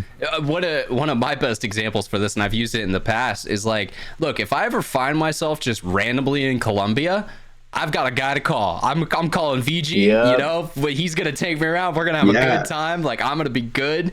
And that's something that honestly I never would have if I never, you know, played this game and met him at tournaments and were able to, you know, meet this just incredible dude who's from a completely different world from me, essentially. Yeah. I think that the paintball, the connections, like, dude, with a lot of people don't have anywhere near that connection. So a lot of people work their fucking normal jobs and fucking go home and do their shit, like rinse and repeat every day, and they don't do much, right? But with paintball and like other community sports like that, like golf is another one where you can, you know, you get the boys and go swing some clubs, right? But paintball is like, dude, you are suffering with these other people sometimes, you know? Yeah. And when you're sharing blood like that, it's different. Yes, it creates this level of brotherhood that I feel like that's what most paintballers like paintball for, is if you really boil it down, a lot of them know that they're not trying to go all the way with it or be pro or make money or whatever. They're there because there's this built-in camaraderie that comes from struggling together and overcoming challenges together. And through that comes this cool perk of like being integrated with every part of the world, because on one paintball team, 10 guys will have 10 different jobs. And a lot of people, they're just kind of like, they make friends in their own world. Like, oh, I'm a nurse, so all my friends are nurses. Yeah, I met my wife through the hospital I live at, blah, blah, blah. But like, you know, an easy example is like the first time I met you, Hatch, I met you with your mom, because she was the one hooking everybody up with bakery stuff. And I was like, well, this is fucking cool. Like, my mom never came to the paintball field or hooked up, you know, the local team or community or whatever. And you know, I'd get chatting with everybody. Eventually, I'm getting chatting with her, and she has this cool company. And it's like, not that I took her up on it, but it's like, what if I really needed a job? It's like, here's one more person that you meet and you become friendly with, and maybe your network just got you like a job, because it's like, oh, I know, you're my son's friend and you could use some help, so I'll help you out. I'll hire you. You know what I mean? And other people just don't get that many avenues as a paintball player does. Yeah, I like what you just said, Joe, where it's like 10 people have 10 different jobs. Dude, that's literally 10 different networks that it's like you could possibly get a foot in the door with, Yeah. Mm-hmm. So, well, and where I was going to take that is paintball is this weird thing where you not only have to be athletic and kind of have, hard work from that standpoint, but it hurts. Like, everyone here is going to be a tough guy, say paintballs don't hurt. And yeah, when you got adrenaline, dude, there's times you don't even feel them. But at the end of the day, when you got all these welts on your body and you look at, the dude next to you who is also in those games, who's got welts too, there's something there that forms a bond that just, it isn't possible in other avenues. And of course, other team sports are going to have similar things. But I've always noticed that with paintball that look, I went down to MeCXBall. I played with a random throw together team for that event. There's dudes on that event I'll still talk to this day because we played an event together. Yeah. That's a bond that now we always have forever of, dude, we got second. We should have got first. Dude, damn, dude, we were so close, And like you guys said, that's where that network grows. Like, okay, now, that guy, he does that. He's in that industry. If I need to reach out to him, cool. Now we've got some, kind of connection there. Yeah, like one thing that I like to do with the draft days at Capital Edge, right? It's like, dude, we get to pick a bunch of random people that we've never played with and get to learn about them and find out who they are, right? Mm-hmm. And the thing is, right? One thing is that while I'm teaching them, dude, they're teaching me. There's like so many different things that you can see from every single avenue of different divisionals of ball, right? Some people like the kid Gavin that we were talking about earlier, dude, just has it, and you might learn a thing or two from him, right? So it's not bad. Paintball is a different aura of energy, honestly. I just can't really describe it. It's type 2 fun all the way. Yeah. Thank you, Brandon. I got a smile from him. To finish your thought on the pain thing, I fully agree with that. And I think what the sport inflicting pain on you does for your perception of other people is it kind of allows you to judge the book by its cover in a way, right? Definitely. Because you already know that this person is a little bit gritty just by looking at them if they have 60 welts on them and some of them are bleeding. Like, you already know that. And I'm sure you guys... J-Bo, when he was playing on DMG, just because they were always like, hey, go up the center, bro. If you ever saw him take his shirt off after a tournament, it looked like he had like leeches on him or something. Like, he was all pink and purple. Yep. I remember seeing that, and I was like, I'm never gonna fuck with Jordan. And if something goes down, I hope he's there because he's gonna come to my side. Like, it's you instantly see that, oh shit, this guy's for real. And also because you can see that he can go through pain and deal with it, you're like, this is probably a guy who typically is going to be a flat tire friend. That's what my buddy Tim calls him, where it's like, if your tire gets flat at 3 a.m. and they're your buddy, you can call them and they'll help you out because they're okay with going through a little bit of bullshit to help a friend, right? Whereas I'm sure you guys know some normal people in your life, non-paintball, sometimes I'll be meeting people in an airport and there'll be a pretty boy type guy, right? More of a preppy guy. And you'll mention paintballs and they're like, oh my God, it fucking hurts. The frozen balls and the welts. And right there, you already don't resonate with them because you're like, oh my God, this guy can't even take a paintball hit. It stings, they're exaggerating but, how much it hurts to themselves. It really doesn't hurt that bad. So you already know you're on different wavelengths. Mm-hmm. No, it's like a rubber band pinch. That's a great example of that, and something I'll never forget about this dude. And if I ever have the chance to repay the debt, I will. George McLean. 3 a.m. I land at SAC International. Our flight was super delayed, so we got in super late. It literally was 2 o'clock in the morning when we're landing. I get to my car, completely dead. Just does not want to turn on, does not want to do anything. I instantly I'm like, well, fuck. So I go through my phone, I'm trying to think of some people, and I was like, look, I know George is kind of down in this area, I'll give him a call, we'll see what happens. Dude picks up on the third ring, obviously out of his sleep because he was like, what's going on, bro, what's up? And I was like, hey dude, I'm at the airport, is there any way you could get jumpers out here so I can get home tonight? Dude, 30 minutes later he was there with jumpers in hand, and that's something I'll never forget about that dude. And look, people have their opinions on him, but I'll he's a good dude, and I'll always if I could ever repay that debt to him, I'm going to in a heartbeat. That's Hell yeah. cool. Yeah, George, might be a bit of a rock breaker, but you can't say he isn't one of those flat tire friends. Like, he was one of my favorite teammates because that was one of the guys who, like a gang member almost, like, he'll ride or die for you. You know what I mean? 100%. No question. That's why it's funny having him on NYX now, because it's like, yeah, he's found his gang over there, and yeah, no, I'm always happy for him. Whenever I see him at events, we'll have a little "what's up." He doesn't talk much, but it's just, you know, what's up, man. You know, that's funny that you bring up ride or die, Joe. I have a question about you and your whole team Infamous, right, real quick. So, do you think that you and your team on Infamous could take a bloodlusted lion? Oh shit! I was waiting for if you were gonna do this question because I heard the Colt Lukow one. Yeah, Man, let me post it. I'll post some pictures so you can get like the exact looking one. But you get a crazy lion. Let me see the lion. Let me see the lion. Here we go. Now I gotta add this badge. God damn it. Boom. I don't know what happened to the second image, but that's a big boy lion. Yeah. Alex the lion. Remember that shit from Madagascar?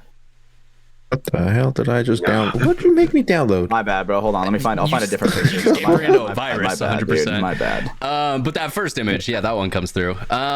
So, all right, Joe. How is Infamous doing? Oh, Against shit. a bloodlusted lion. Not just a normal lion, a fucking bloodlusted lion. Yeah, this thing, it's a man-eater. It's a killing machine. It's jacked. Drive already. So I'll say this. I'm not one of those people who, you know, thinks like a really big guy can ever take a bear. Like, if you don't realize how strong animals are, you couldn't even take a small monkey. They're so much stronger than us. That's like fact. But I'm a strategist. Like, I wouldn't give up without a fight, right? Like, you're in the situation, you're choosing it. Just, you're there in the jungle. There's the lion. I think this is what could happen, but still probably unlikely. I think because there's 10 of us, if we all storm it at once, and the fewer bigger guys of us, like let's say me and Brett and maybe like Sam Silberg, like get it correctly, like several of us around its neck, I think maybe 10 of us could subdue it, but like several of us are dying to take it down for sure. Because every time that thing gets a big swipe, somebody's organs are spilling out of their stomach. So like I would say we're only going to end up with like 2 or 3 people left, but I think it's like the thing of like how many squirrels you think you could take, right? Yeah. Like how many humans can a lion take? But enough would maybe overwhelm it, just because it can't spin around and get you all at once. It's going to bite right through the jugular and kill the first few pretty fast. Yeah. But with 10, I think maybe we'd have a chance. Who's dying first? Oh, man, probably. Because you got to think, this lion is bitch slapping you with a hand of knives. Exactly. Yeah. I'm sorry, Nate. Nate's the homie, but Nate would die first, just because he's the smallest on the team and kind of injury prone. One good hit from a lion, he'd go flying. Next would probably be, oh man, Callie's a small guy. He'd probably die pretty quick. Yeah, any of the small, leaner guys would be killed pretty quickly. They don't have much, you know, there's no fat or muscle to kind of give them a little bit of protection against 3-inch razor-sharp claws. Their vital organs are just getting instantly just gooped and pulled right out. Or maybe that's part of the strategy is, you know, Nate and Callie go down early. He starts to eat them. And, all right, we have an opportunity now, boys. We got an opening. Yeah, I would hope that like everybody knows, hey, if you're the one in its mouth, go for the eyes. Like, you're already gonna die, but like sacrifice for a good reason, right? Like, do what's a solid, you have to get the trade off. Yeah, like I would do it if I was the first one to go, and it's not on my neck, it's like on my stomach or whatever. I'd be trying to put my hands into its eyes so that when I surely get snapped in half and bleed out, hopefully the homie just finish off this. Yeah. Now there's a blinded, bloodlusted lion that's trying to kill everyone. Yeah. Now it's just one eye closed.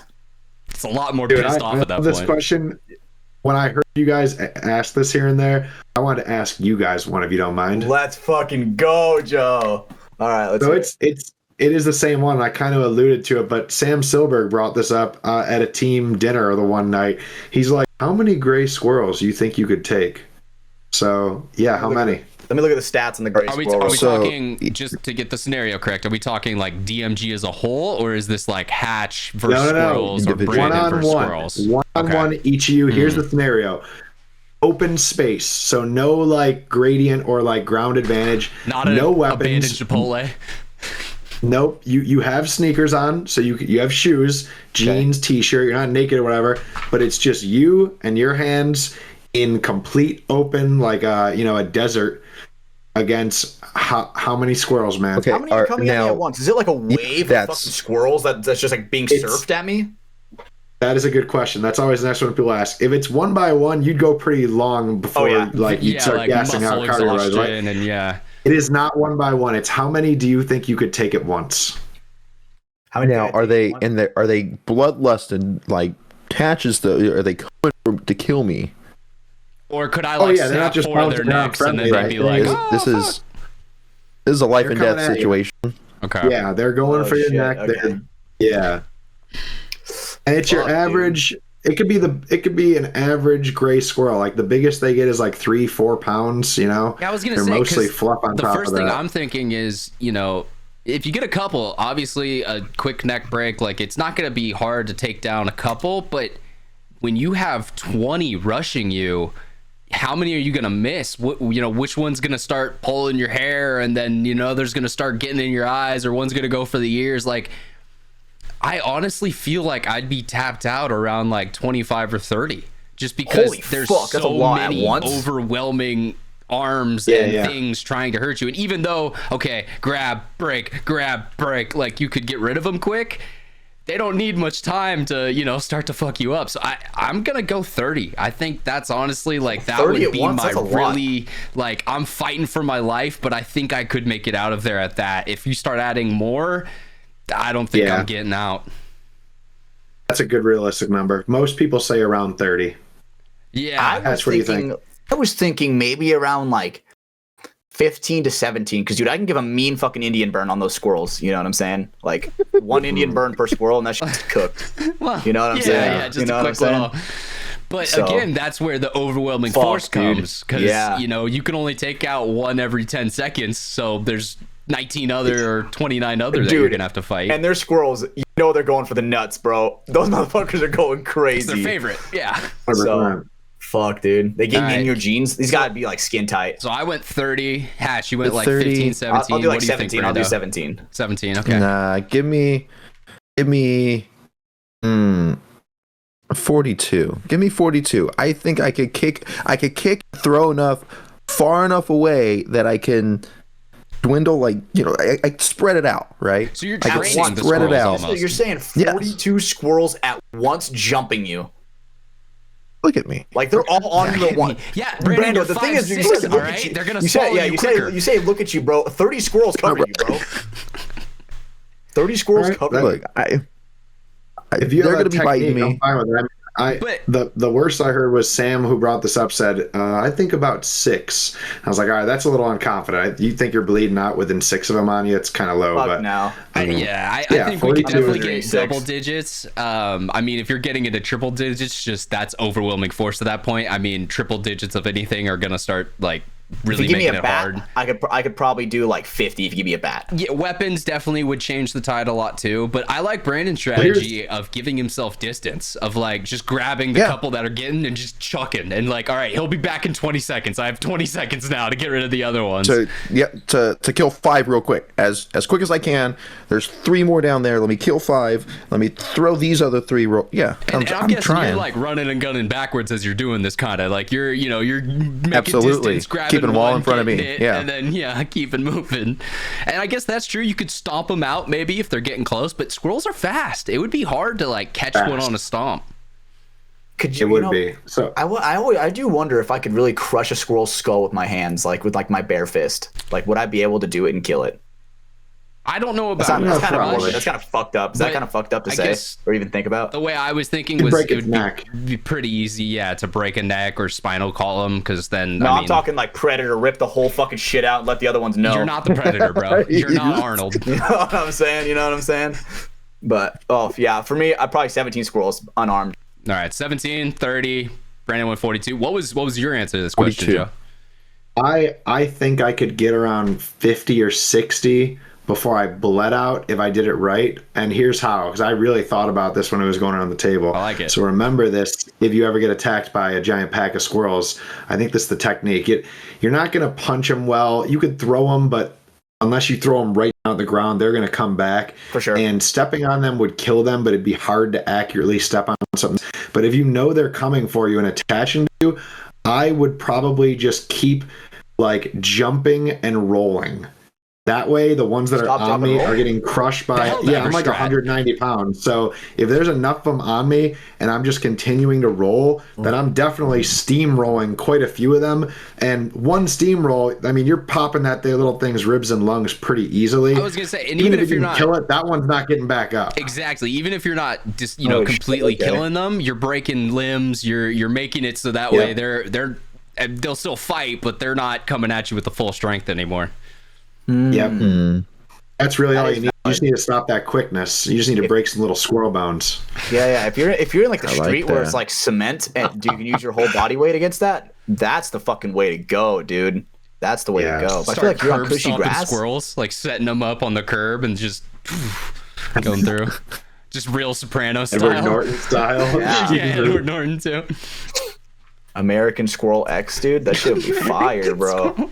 Anyways, Jesus. I didn't mean to, tangent us again. That was a That's- great question, Joe. No, that We was don't get that beautiful. very often. We That was don't great. get the pushback from guests, so we love when we Yes, I actually like get that shit. So if you're listening and you're ever a future guest, hit us with one.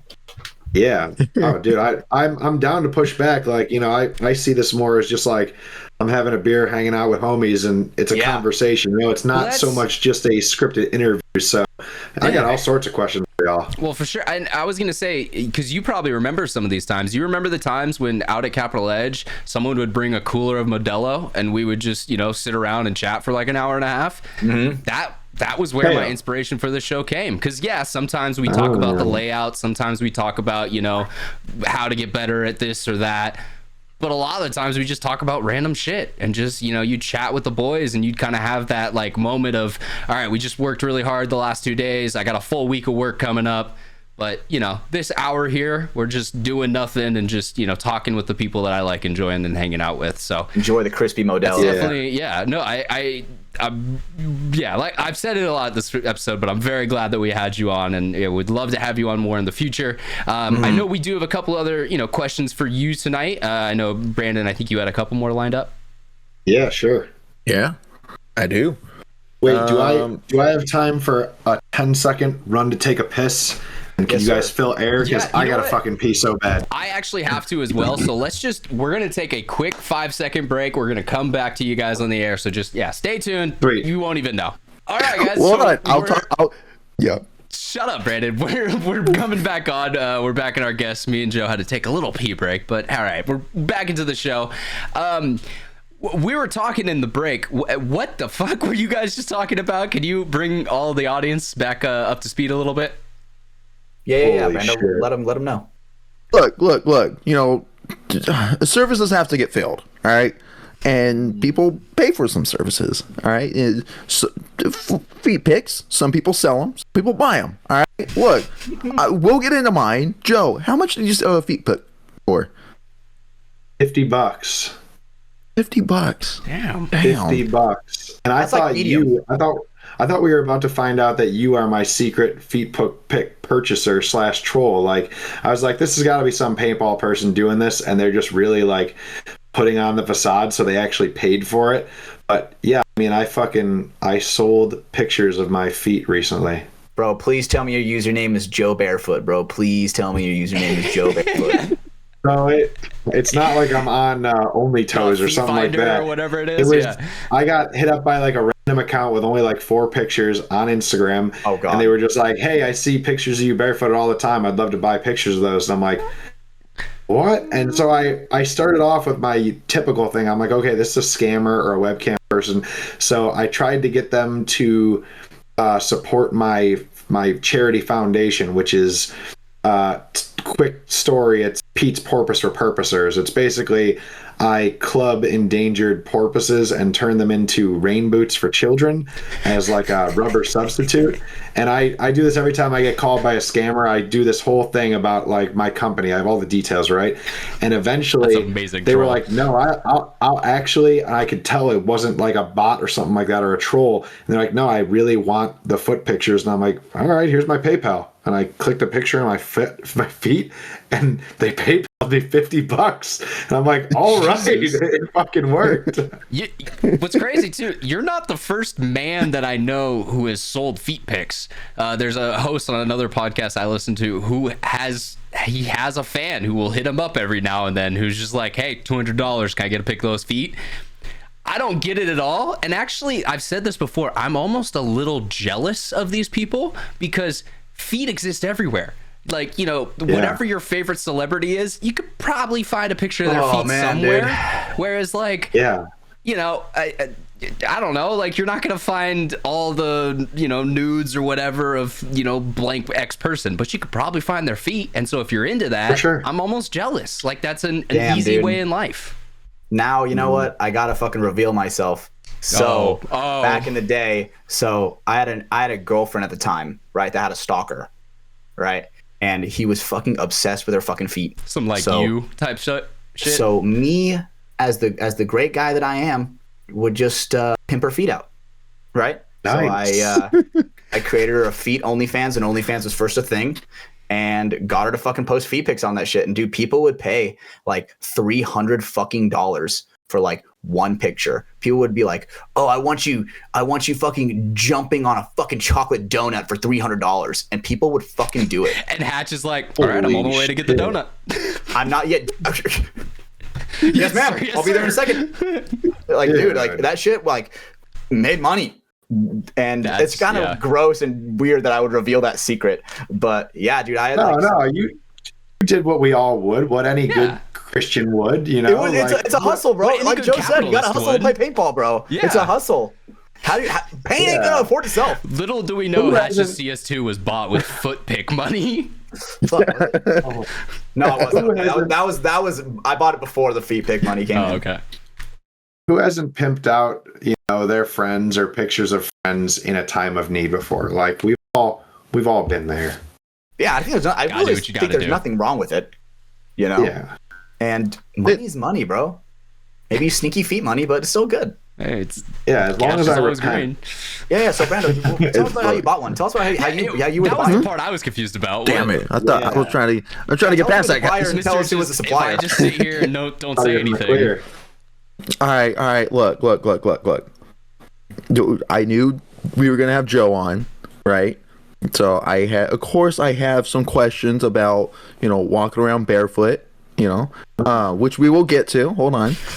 This is the foot segment, bro. This is the time. I guess so. Yeah, foot fetishes to come here. And I was talking to Cedar actually on the phone, and I was like, maybe I should hit up AJ about his fucked up toe, because he's got an ugly toe. It's just really disgusting.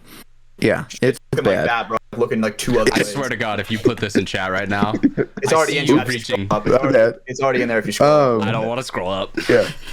Well, I just hit him up. I was like, yo, send me a picture of your toe really quick. And he sends me 2 of them. God and then damn it. Holy dude, that looks even worse in the photo, bro. Oh my God, bro. I immediately Dude, that looks so bad, bro. I can't put this on screen because of TOS, so I'm sorry, audience, you won't be able to see this. Oh my God. This man's second toe is not only longer than his big toe, but it is curved about like a boomerang. That toe is saying, "ET phone home." Dude, you cannot tell me that toe is not saying that, bro. That shit is fucked up. Oh my God. Brandon, I'm gonna need a bump. I'm gonna need multiple bumps on that. I got you. Yeah, you don't want to throw up. Oh my God. Jesus. Okay. Well, so those are the foot pics you bought, so you didn't actually buy foot pics. That's it. $4. Crazy, bro. $4. The angle makes it look even fucking worse, bro. It looks like a anglerfish's There we fucking go. doodle There we thing. go. All right, there we go. Nice and bumped out of the way. My Okay. God. Jesus Christ, man, that was a horrible one. Wow, that's My eyes. That's some TOS there, buddy. I don't know. That was fucking crazy. Whew. All right. Dude, Well, fuck it. that's what Joe, a dollar gets you from AJ. No, but All right, so Hit our teammate up. yeah, I guess. Pain ain't gonna pay for himself. past the horrific foot and scarred, memories for life. You had a foot question? Yeah, that's a great segue, Brandon.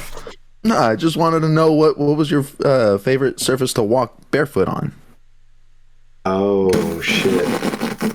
That is a good one for Barrett, though. I feel like you have gone a lot of places with just letting the dogs out. Yeah, probably like a heavily populated like nursery room. You know what I'm saying?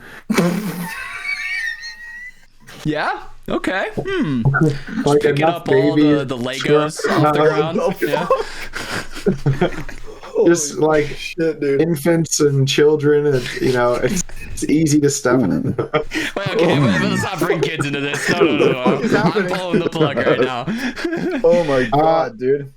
No, I have dark humor. I'm sorry. That's No, that was great. I listen to a lot of Jesselnick, so I have horrible dark humor. But best surface Good choice. is probably like just really nice, thick, lush grass, which you get in like a lot of areas. Not really California, but I don't know. I can think of a few other countries I've been in. Like Arturo's field in Mexico is like this really nice, like spongy soccer grass because his paintball field's at a soccer field, and underneath it the soil is nice and soft and like kind of loose too. So like every time you step, you like sink in like an inch or two. And it's just very forgiving. There's never like a sharp spot or anything like that. So yeah, I will say like the that. MXL field looks absolutely amazing. Like wherever he sets that up, the grass just always looks like this nice kind of cushy, kind of lush greenery. No, Arturo does a great job with that series down there. Yeah. So I'd say probably that, or I used to live on Clearwater Beach a long time ago in a very cool chapter in my life. And that beach is known for having like this super, super fine sand called sugar sand.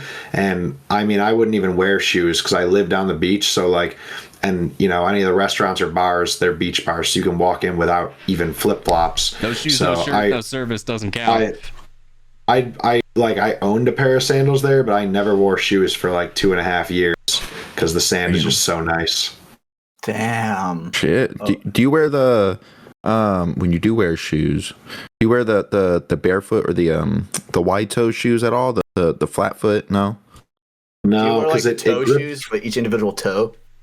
it grips right around your toe, and I don't like that, like how like tight it is, because I already don't like socks, which are more spacey than that, because they make my feet kind of feel like like sweaty and like oily, and I don't know, I get sweaty feet, so I don't want anything that's it's very constricting. So I wear like big wide, I can't wear soccer cleats because they're too narrow, so I just wear like a wide shoe so my toes have like room to space out. Yeah. Huh. Shit. All right. Okay. Damn. An actually like good answer to an interesting question. I like it. Very good. Yeah. Very good. All right. Well, Hatch, do you have anything non-feet related we can go to? Or Yeah. Aw. So like kind of what we were talking about, right? Enough about feet this episode, Brando. With paintball and the camaraderie of it, right? And sometimes you just find yourself with your paintball team, shooting the shit. This is just a question that I want everybody to think about, and if you're listening, I want you to really think about this. If you're born deaf, what language do you think in? Ooh. Whoa. Yeah, you ever what is your like thinking construct of that? What are your thoughts? Yeah, that's What, weird. is it like fucking doodle bob? I don't know. I think it would still be the language you learn, because deaf people still can learn to read and like understand what language they're like English or I don't know, whatever language fill in there. So I think it would just be that, but because they can't speak it, well, that's. I mean, you have a voice in your head. I know what you're saying. Yeah. Oh, God, that is. I know people who went deaf. What? Yeah, I don't know what somebody was born deaf? This is a brain-breaking question. Oh fuck! You know what? I might actually know someone who was born deaf. I'm gonna text him. I never thought about that in my entire life, but that's a really good question because those first thoughts, if you're not able to hear your parents making sounds at you and you start putting meaning to the sounds, you see their lips moving, you would see a word when they write it, but you wouldn't know what the sound a word actually makes. Like the letters, like what sound like an A makes, what sound a B makes, like how do you think? Like, I mean, there is that study that says like 40% of the world's population doesn't have a voice in their head. That's kind of like the that's guess. Some NPC shit. Which is crazy because I mean I hope everyone here has a voice in their head, but I have one that talks to me every single day, and if I didn't, I feel like I'd be just a even crazier person. So I mean, maybe I had a couple. Maybe they just don't have that. Like I don't know. I'm grasping at straws here. This is way out of my depth. It's a definitely interesting question because it's like is it just fucking noodle words in their head? Like I don't get it. Our medical expert Brandon Baird, what would they think? Yeah. I mean, I of course I'm thinking, I'm taking off of like Michelle's experience because she talked about it. Was it after the show last week when she was telling you guys that she can't imagine like pictures and anything in her head? It's just blew my mind. More of a matter of fact thing. Yeah, it's just. I was like, what the fuck? Yeah, she can't imagine. A sunny day. It's the way she said it. Just knows for a matter of. If Brandon ever tells her to imagine something, she won't get it. Like she has to you need to tell me or like paint a picture specifically. I can't imagine. It blew my mind because I see things in my head all the fucking time. I'm crazy. So it's weird. Fucking close my weirdo. eyes. You can paint a picture for me. Yeah, and so but it's more of a words and matter of fact thing. So but they don't read like you said, but they know how to sign, but they have to learn how to sign. So they would think in sign language, correct? Like either images or whatnot within sign language. Oh, I see what you're saying. What if you never knew sign language? Like, what if you're just learning how to think? You're telling me the little babies know Naruto? By the way, we're going. The genius. The genius. Helen Keller. The fraud. Helen Keller. The fraud of Helen Keller. I did a lot of book reports on Helen Keller to get an easy A. So yeah, you know that they're all fake, right? She lied. Everything that you've learned about Helen Keller is wrong and a lie. Her fucking best friend Anne is the best fucking secret keeper in the universe. Her handler. Yeah, her handler. You mean the Damn, blind deaf like she's girl a fucking zoo animal, who bro. puppeted all of the thoughts and opinions that Anne Sullivan had? That's a little strange to me, isn't it? I don't know about you, but she would probably have different opinions on world matters and things of that sort. We don't have to go into this. How does she even fucking know what the world is, bro? She didn't. Know what she was blind and deaf in like the year 1908 I don't get it. or something. Like, what do you do? What do you do for entertainment if you're blind and deaf? What do you do? Imagine, I guess. But what are you imagining? That's the whole root of this question. Oh my god, this is a brain-breaking topic. Do you just see like colors? Because sometimes when I close my eyes, I just see like colors. But you don't know circles going on, shit like that, right? But you know how colors look like. I do know how colors look like. You wouldn't have a reference for that. Yeah, damn, dude. Joe, please weigh in here. Do you think Helen Keller was real? I think so. I've thought about the Helen Keller thing before, and if Helen Keller was super cute, right? You would almost want to date her in a way just to like try it, because first of all, you could be an ugly mug and you could just take her hand and put it against your face, and I don't know how you would convey it, but you could be like, this is actually what handsome is. You know what I mean? Like, I don't know. So you could just gaslight her really How do you tell her that, though? How do you tell her that? You could give yourself, that's the hard part. I don't know how you would explain that part. But like beyond that, so now like, let's say you're in with a girl that's above your league just because she can't see your ugly face. So you got to get this little like, this perk in that way. Now you get like this weird, more intimate experience than you would with any other person, because like literally everything is about the sensory of touch, right? So like all your interactions are going to be like trying to communicate, like, let's say a sense of like passion or like care in just different ways of like feeling. And you'd have to be so present for that. It's not like, with your current girlfriend where it's like, hey, let's just turn on a movie and you just zone out and watch Netflix together and watch Attack on Titan, Tegan. to both of you. If you're not like constantly like at least holding hands and communicating in that way, then it just, to her, it doesn't even feel like you're next to her. So like you have to be like in the moment that whole time. And I think that would be at least cool to like try one time if you ever found a person who was deaf and blind. Like that'd be very unique. Or it's like the Daredevil route where they don't know what you look like until the rain comes down, and then with their echolocation they can see all the raindrops coming off you. Daredevil movie back in like 03. Maybe Helen Keller is Daredevil. I think that's what we're putting together right now, that she was a superhuman. That is crazy to think about. God just had to, she had to nerf her in some ways, or else she would just be too powerful of a being. Holy shit, dude. Yeah, I don't. All this conspiracy talk has me like woozy, bro. Oh my god. Yeah. That's fucking crazy. She could probably smell what you ate yesterday off a single burp. Like her smell is probably super. She could probably smell what you had yesterday, like by just you walking in the room saying hi. Like just off your breath. Yeah, no, True. I mean all the other height senses would be very greatly heightened. So touch, smell. Well, how the fuck would you know what a chicken is? You had chicken. How the fuck would you know? How would you know what a chicken is? You know what it smells That's like? what I'm saying. Helen Keller didn't know. She was a puppet for Anne Sullivan to spout off her beliefs. And but this is just a little tip for all my ugly boys out there, right? When if you get yourself a girl that's pretty, I mean, I got to make sure you're funny, because when she's funny and she's laughing and her eyes are closed, she's spending way less time looking at you. Mm-hmm. If you don't have a personality, I'm sorry, bro, you're screwed. You're gonna need to gain one. Straight up, right? As long as you're funny, you have a chance. This is how you've worked through life, isn't it, Hatch? Yeah. Good job, bro. I gotta make up for my mustache somehow. That's not where the looks come from.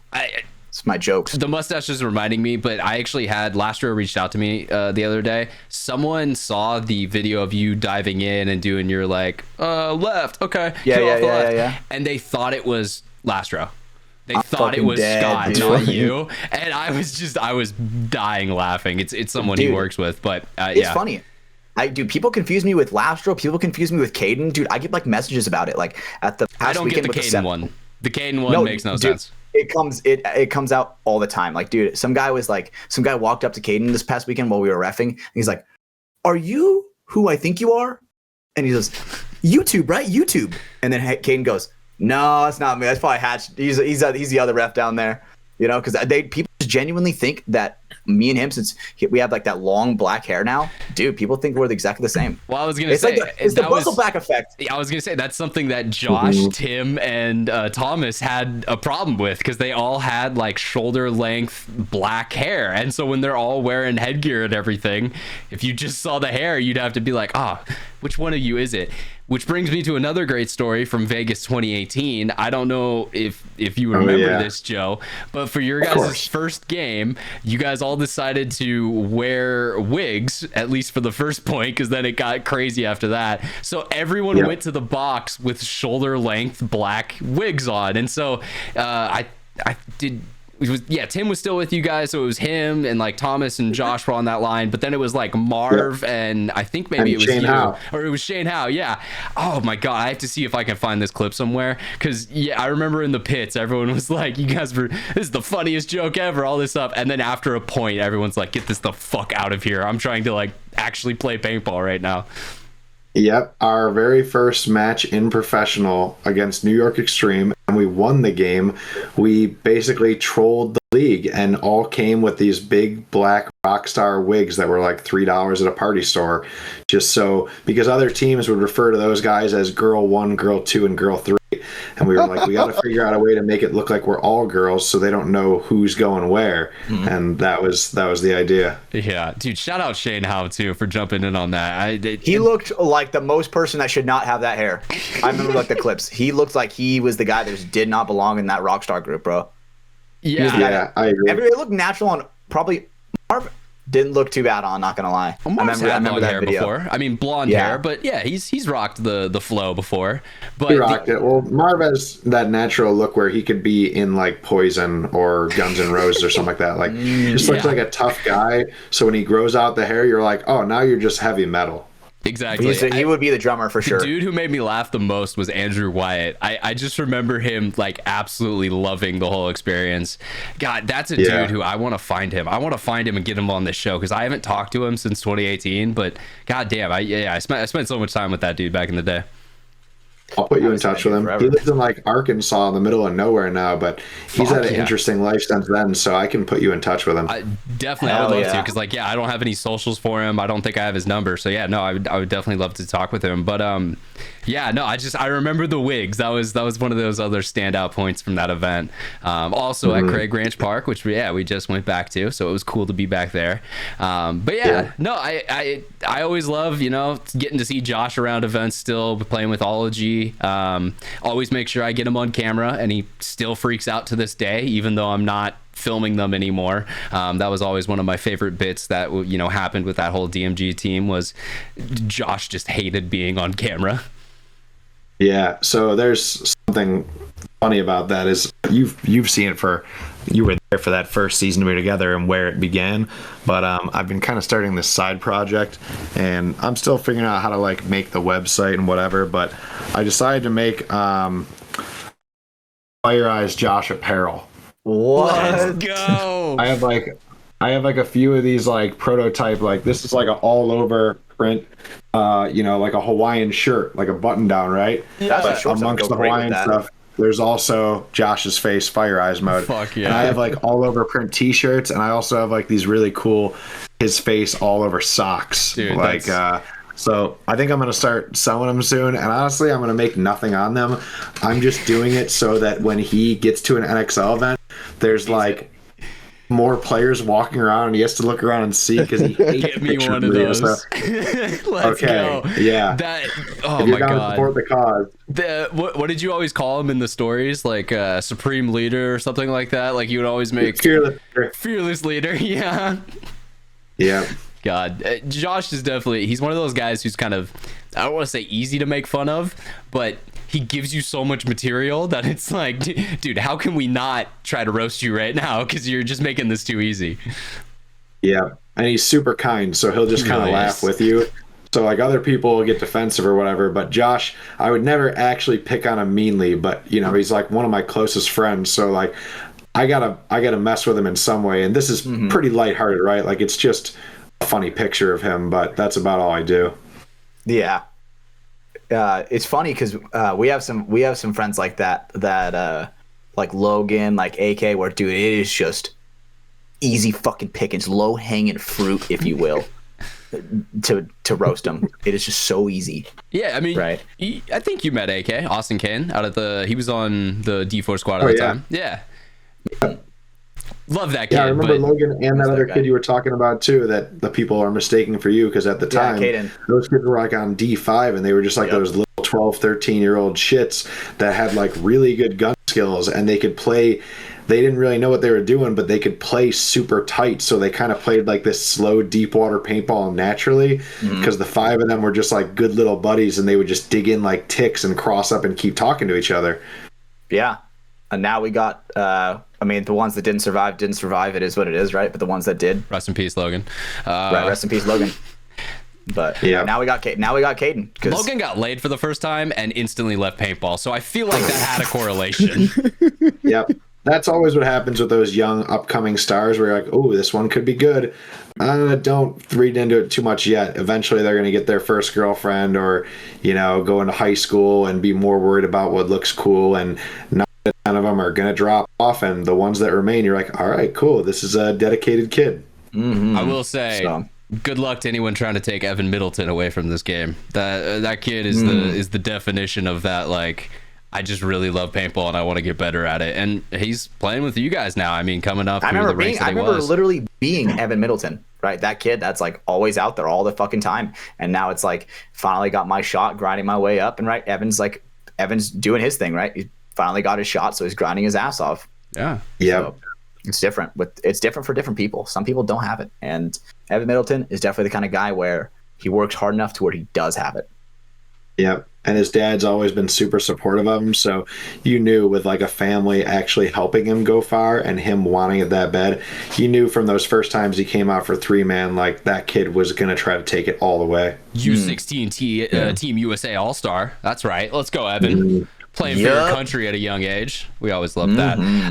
But Joe, I am gonna, start to bring us to a little bit of a close tonight. We've definitely, taken up quite a lot of your time, and we definitely appreciate it. I just wanted to, see, was there any kind of final things that you wanted to get out there, while we're on the conversation tonight? I know, maybe, let people know where Paintball Passport is, kind of what you guys are doing over there. Oh yeah, shit. I guess we didn't really touch on that. So yeah, this year I've finally been like, settled down in Portland and like know my schedule, and I'm like, okay, I'm used to working out and paintball and stuff. So now I want to start building my new projects that are just for me into my life schedule. And I started this podcast called Paintball Passport. Honestly, it's just a passion project. I love international travel stories. I have a million of them myself, and a lot of my friends who do it share good stories with me. And I've been thinking for a while, like, all these stories are just lost on one set of ears, and it'd be cool to like immortalize them into history. So if no one else is going to do it, there is a niche there because it's kind of like the lifestyle of paintball. So I'll just start a podcast, and it's something that I love doing anyways. It's not really for any other reason other than once or twice a week I get to sit down with people that I think are interesting and just have a good conversation and learn about a new place in the world and some cool things they've done there. So yeah, I mean, you can check it out. It's live on Spotify, Apple Music, YouTube, and a host of other things that that platform automatically puts it out to be downloaded on. Honestly, I don't really know what the other podcasts and music platforms are. Other Amazon than like Music, Stitcher. There's a couple other ones. I like Overbox, Podbean. Yeah, all our shows get sent there too. But the main ones usually Spotify, Apple Podcast, and YouTube. But yeah, I mean, you've had some great guests over there. I know we talked about one tonight. Tim Brustleback has been on the show. You just had LB, which I think was an amazing episode. It was great to hear some of his kind of older school stories. So do you have it kind of anyone lined up coming soon, or what's in the works over there? So I just finished up an episode with Grayson before I hopped onto this, and I have Tyler Harmon coming on. Nice. Play the game Thursday, I think. And that'll be cool because he is number 12, and so I'm going to put him up as my 12th episode, just kind of like a cool little ode to Tyler. And that guy being around as long as he has and being with a team like Houston Heat, he has traveled a lot and also done it the very cool luxury way with like Sarge. So I'm very excited to get that story. Well, yeah. Awesome. So it sounds like there's some cool things on the works over there. So audience, we always appreciate your guys' support on this show. This week, please go check out Paintball Passport. Joe is trying to do something, and it was in the same vein that all of us started this. You saw kind of a gap, and you wanted to take it. We noticed that a lot of podcasts around paintball were very much focused on the X's and O's and discussing layouts and mentality for the game. And when we started from the sidelines, we wanted to be different in the sense that, look, a lot of paintball is just talking shit with your friends. It really is. And, kind of emulate that. So during the week, when you're just sitting at work bored for an hour and a half, well, all right, you can come tune in with us and kind of feel like you're back at the field. We're very thankful to have you on tonight, Joe. Real quick, Stephen Hatch, Brandon Barrett, Baird, do you guys want to, last couple thoughts for the show? Yeah. All right. So one thing I want to say. All right, Joe, one thing for sure. Thank you, bro. Let me tell you, there's not enough paintball content out there, right? Like, dude, like if you look up fucking football highlights, dude, you will never run out of like scroll, right? But if you look up paintball, if you look up paintball podcasts, dude, eventually you're gonna run out relatively soon, right? There's only like, I would say maybe 15 paintball podcasts that are actually like putting something out like at a decent rate, right? And dude, like seriously, thank you, bro. It's great that you're representing the sport in such a great light. And you're really showing a lot of people that, dude, you are living the dream. You are playing paintball at a pro level, making networking all your way through from coming from Buffalo, New York to Tampa Bay Damage, coming over to DMG. Now you're at Infamous, right? Through networking, right? So I just think that's really cool. Well, Not a thanks. question, I statement. appreciate that. Yeah, I appreciate that. I appreciate you guys doing it too. That was another part of it, as I was like, okay, I've gotten a lot from paintball. It's time for me to give back. And, if this thing never gets bigger than 100 people just listening to me and my friends share stories, then cool. At least it's something where, in that week while they're waiting for your episode or PTG or Spick and Span to come out, they have one more thing to click on. Because I get that. You're like, man, I wish there was a little bit more content. Like, I don't have anything to listen to at the gym this time, so I guess I'm going to go back to music. So, yeah, I mean, if I can give back in any way, I'm happy to do it. And if it inspires a few more people to take it all the way because they go, whoa, I thought I was just playing this for fun with my buddies at the local tournament, but turns out this sport can take me around the world and give me a pretty fulfilling lifestyle, then, if even one kid decides to go further because of that, then sweet, mission accomplished. I mean, yeah, man, Exactly. if you can get out of Rochester, New York by playing this game, then yeah, this game could take you anywhere. Yeah. Brandon, dude. give you a chance for a final thought tonight. Yeah. Yeah, just along the paintball passport. Yeah, it growing up, my dad's stories, traveling stories, and everything. I grew up with all those stories. It's so cool building it up in my head. Not just like everything on the field, but off the field shenanigans that they'd get into as well. Wild back then. They were wild. Yeah, I just finished the Micah episode, and he was on the team when Micah joined. So like it a little bit of the stories was like, damn, I remember this story that my dad told me before. I don't think he'll ever tell that in public, but it's so cool listening. It just kind of reverts me back to just being as a kid and hearing all the travel stories surrounding paintball. Yeah, it's awesome. Don't stop doing it. Thanks. I'll keep doing it. I look forward to every week. But real quick, who's your dad? He does not know. The disrespect. No. I guess I didn't know. I'll let you explain, Brandon. I'll let you explain. Who's your dad? Yeah. So Mike Baird, Machine Gun Mike, his nickname back in the day. He, him and my grandpa and a bunch of like my grandpa's friends and everything. Who happened to be iron workers. Who were iron workers, started playing back in the mid 80s, a couple times a year, decided to make a team. They're all iron workers, decided, hey, why not Iron Men? Because we're all iron workers. Holy shit. Yeah, Brandon is a direct descendant of the creator of the original Iron Man team, which then was sold to Die for... I did not put this together till right now because you're a doctor or whatever, so you're too old to where I'm like, no, he wouldn't be like the kid. He's not a doctor. Yes, he is. He's a surgical technician. He's a surgical doctor.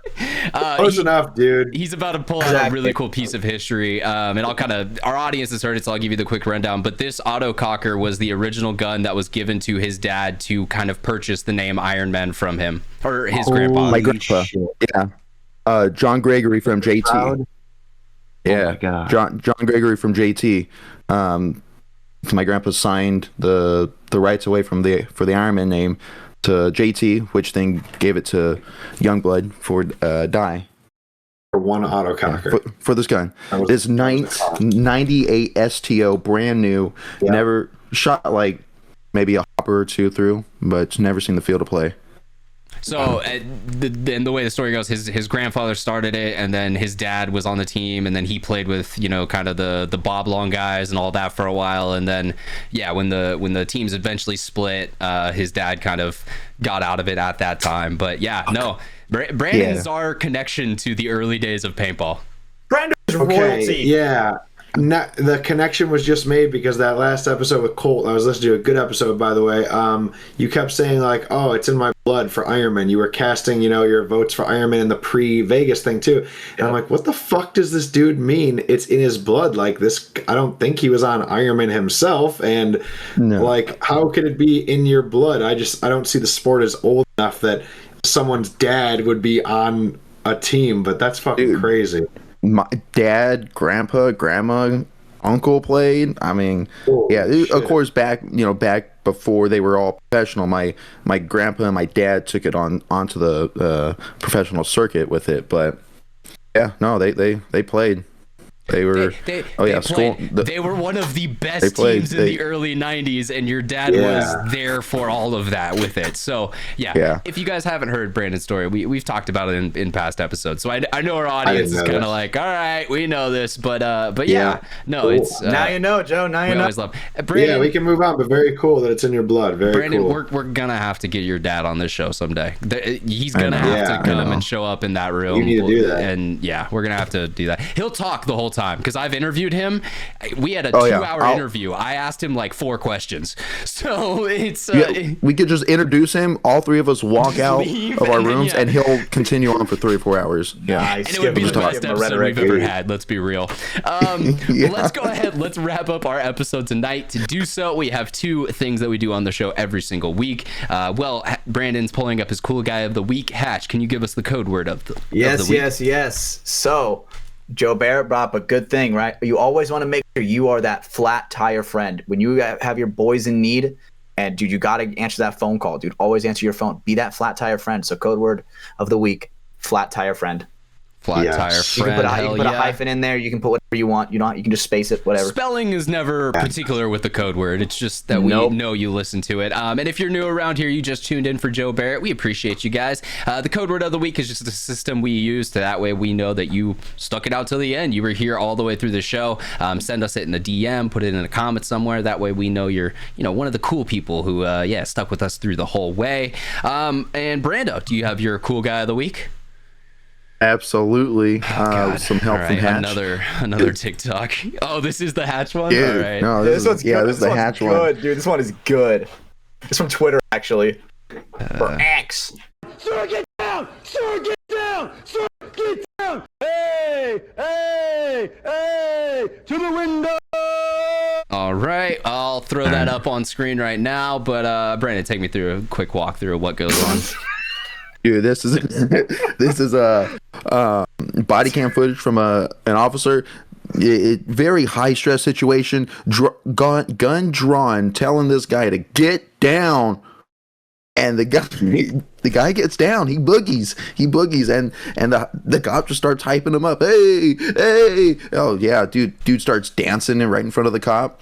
De-escalates the situation. Who is the cool guy of the week? Is it the cop or the dancer? Obviously, the dancer. The dancer. Okay. Yeah. So shout out, random dancing guy out there. You are from the sidelines. Episode 87, cool guy of the week. Imagine if that was Acorn Cop guy. That guy would be dead. Oh god! Oh yeah, 100%. Oh, god, we don't need to bring 3 or 4 mags in him. Acorn Cop could take like 3 squirrels at max. The acorns would get him. All right, let's. I got a couple things I got to remind everyone about. Make sure you go ahead, drop a rating on the show, whatever platform you're listening, Apple Podcasts, Spotify. Just hit the 5 stars. If you're on YouTube, hit the like button. Subscribe on those platforms as well. It'll just give you a notification when the show is live and ready to go.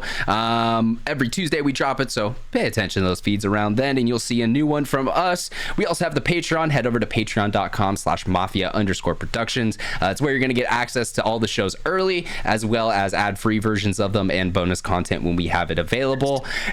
we got to get Joe out of here. He's getting pulled off screen. We also have the merch website. We also have the merch website. Head over to XXV The Label. They do all of our merch for us now. We appreciate the help from Michael Diaz down there.